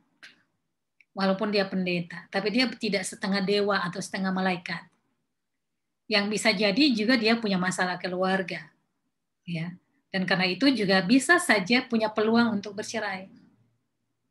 Jadi warga jemaat juga perlu memahami kehidupan pendetanya. Kalau dia menjadi konselor, ya justru pengalaman dia itu bisa dia bagikan kepada yang lain supaya tidak seperti dia. Kan bisa seperti itu. Ya, jadi pengalaman itu bisa sesuatu yang positif untuk yang lain supaya tidak diikuti misalnya atau belajar dari pengalaman pendetanya. Ya. Atau kalau misalnya konselingnya tidak mau bertemu dengan pendeta, tidak mau didampingi oleh pendeta tersebut, kan bisa dirujuk ke konselor yang lain atau pendeta yang lain, bisa saja. Ya, kalau itu menjadi batu sandungan, bisa aja cari pendeta yang lain. Tapi menurut saya sih warga jemaat kan harusnya bisa dikasih pengertian ya, bahwa pendeta pun manusia biasa yang juga bisa mengalami masalah-masalah. Contoh seorang dokter, walaupun dia dokter yang memberikan obat ya, menyembuhkan orang lain, dia juga tetap bisa sakit kan? Bisa sakit. Dia dokter kanker, dia sendiri menderita kanker. Ya, bisa aja. Karena dia manusia juga. Nah, seharusnya kita juga begitu ya terhadap pendeta. Gitu ya. Jadi warga jemaat perlu dikasih pemahaman gitu ya. Dan menurut saya sih kadang juga warga jemaat kan ini ya, saya sebagai pendeta juga gini. Begini ya. Pendeta itu waktunya 24 jam untuk warga jemaat. Dari bangun sampai malam itu untuk warga jemaat. Warga jemaat minta didoakan, warga jemaat minta diberkati, segala macam gitu. Sehingga kadang dia hampir tidak punya waktu untuk keluarganya. Ya. Makanya saya katakan kadang ya, pendeta ngurusi anak orang. Pendeta ngurusi suami istri orang, tapi istrinya sendiri dia lupakan. Anaknya sendiri dia lupakan. Jadi nanti warga jemaatnya masuk surga, dia sendiri dan keluarganya masuk neraka. Karena nggak ada perhatian terhadap keluarganya. Semua waktunya untuk keluarga yang lain. Nah ini kan menyedihkan. Dan umat tidak mau tahu dengan itu. Semua menuntut kehadiran pendeta. Ya kalau ibadah apa harus pendeta yang pimpin gitu. Nah tapi kalau keluarga pendeta bermasalah, mereka juga mengkritisi. Ya, tapi lupa bahwa mereka juga tidak mempedulikan keluarga pendeta itu sendiri. Waktu dari pendeta mereka habis ambil. Ya, waktu, tenaga gitu. Kan susah kalau yang seperti ini. Ya. Jadi menurut saya sih harusnya warga jemaat juga bisa paham terhadap keluarga pendetanya, gitu ya. Termasuk memahami ketika terjadi masalah. bukannya menambah masalah dengan mengecam atau bergosip gitu ya, memberikan cap negatif, tidak seperti itu. Ya, ini kok jadi curhat ya. Ibu. Baik, sepertinya masih sempat nggak ya? Kita untuk durasinya udah kurang 5 menit lagi. Mungkin satu pertanyaan terakhir saya akan bacakan. Mohon maaf untuk yang nanti tidak akan dibaca. Oke, ini ada dari Juliana Sianturi. Dalam Amsal 31 ayat 10-31, di sana dituliskan tentang istri yang cakap. Teks ini memang menuliskan tentang seorang istri yang sempurna, karena dia mampu melakukan segala pekerjaan, bukan hanya di dalam keluarga, bahkan pekerjaan di luar rumah pun istri ini dapat melakukannya. Tapi saya melihat bahwa teks ini yang di dalamnya seperti menyanjung-nyanjung perempuan justru dibuat untuk memanfaatkan perempuan. Dan saya juga berpikir bahwa teks ini dilakukan untuk memperkuat keinginan laki-laki agar pekerjaan dalam rumah itu dikerjakan perempuan.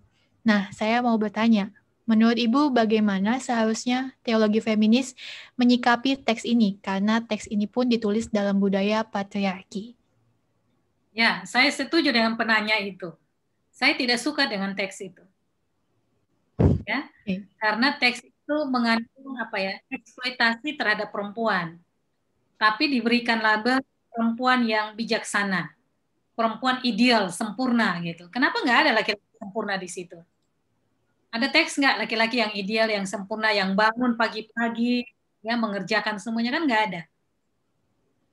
Jadi kalau wanita bijak, ada kelompok pria sejati wanita bijak ya. Seringkali mereka menggunakan teks Amsal 31 ini untuk mengajarkan kepada perempuan yang sempurna seperti itu. Kalau saya nggak mau, ya nggak mau menjadi perempuan seperti gambaran yang Amsal 31, walaupun ada di dalam Alkitab. Karena itu eksploitasi menurut saya. Perempuan yang sempurna, yang baik itu yang bangun pagi-pagi, subuh, mengerjakan semuanya, baik yang di dalam rumah tangga maupun yang di luar. Nah itu kan, terus suaminya di mana? Tidur. Ya, pekerjaan istri itu dari bangun pagi jam 4 sampai tidur malam, itu bisa 20 jam dia kerja terus. Sementara suaminya cuma 7 jam kerja di kantor. Yang lain itu cuma duduk-duduk aja, nonton TV, segala macam gitu. Itu eksploitasi. Ya, saya maunya sama-sama. Kalau masak sama-sama, ya, atau bagi kerja, saya masak, dia nyapu, cuci piring, gitu ya. Apalah bisa dikerjakan di rumah. Jadi saya nggak mau dibilang sempurna, ideal, tapi harus mengerjakan segala sesuatu. No, big no, gitu ya. Nggak mau. Jadi nggak apa-apa lah saya melanggar Amsal 31 itu nggak apa-apa. Ya. Baik, sekian sesi tanya jawab kali ini, dan untuk webinar Teologi Iktus juga akan kita sudahi. Terima kasih buat Bapak, Ibu, dan rekan-rekan yang sudah hadir malam ini. Dan untuk yang belum absen, boleh mengisi absen yang sudah dikirimkan linknya di chat box. Jadi untuk sertifikatnya nanti akan dikirimkan bagi yang sudah mengisi absen tersebut. Kami dari Panitia Iktus juga ingin mengingatkan kalau webinar Teologi Iktus akan diadakan kembali di bulan Maret, nanti pada tanggal 25 Maret.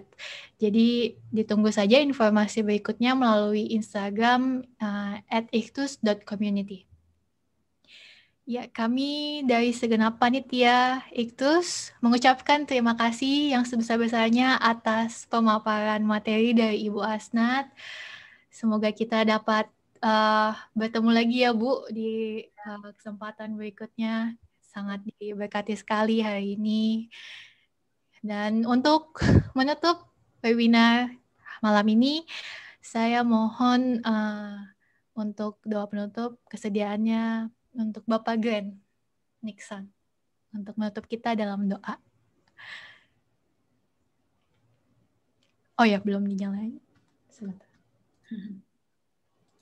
Oke, udah. Oke, terima kasih Bapak Ibu sekalian yang sudah mengikuti, dan juga Bu Asnat kami ucapkan terima kasih untuk kesediaan mengisi. Jangan kapok Bu ya, nanti ditunggu kuliah umum selanjutnya Bu ya. Ya, sama-sama. Oke, mari Bapak Ibu teman-teman semua, Bu Bapak sekalian kita berdoa. Bapa di dalam surga, terima kasih. Ajar kami untuk mengasihi, ajar kami untuk melihat dengan mata-Mu, bagaimana kami melihat satu sama dengan yang lain, terutama dalam relasi kami dengan lawan jenis, dengan gender yang berseberangan Tuhan, agar kami bisa menjadikan relasi kami seperti yang Kau kehendaki Tuhan. Kami bisa harmonis, kami bisa mengutamakan kesetaraan, dan kami memandang dengan kasih pada setiap orang yang hadir dalam hidup kami, Bapak. Tolong kami untuk kami bisa menghidupi apa yang sudah kami dengarkan, keadilan dan kesetaraan yang Engkau inginkan dalam kehidupan kami sebagai manusia yang telah Kau ubahkan, Tuhan. Terima kasih untuk webinar malam hari ini. Berkati seluruh yang sudah hadir, dan juga berkati narasumber kami, Ibu Asnat, dalam karir sebagai dosen dan juga dalam keluarga serta aspek hidup lainnya. Engkau yang memberkati. Terima kasih. Kami tutup webinar malam hari ini. Dalam nama Tuhan Yesus Kristus, kami bersyukur dan berdoa. Amin. Amin. Terima kasih semua. Terima kasih semuanya. Terima kasih Bu Asnat. Tuhan berkati semuanya. Jaga kesehatan. Terima kasih Bu. Terima kasih Ibu. Tuhan berkati. Terima kasih Bu Asnat dan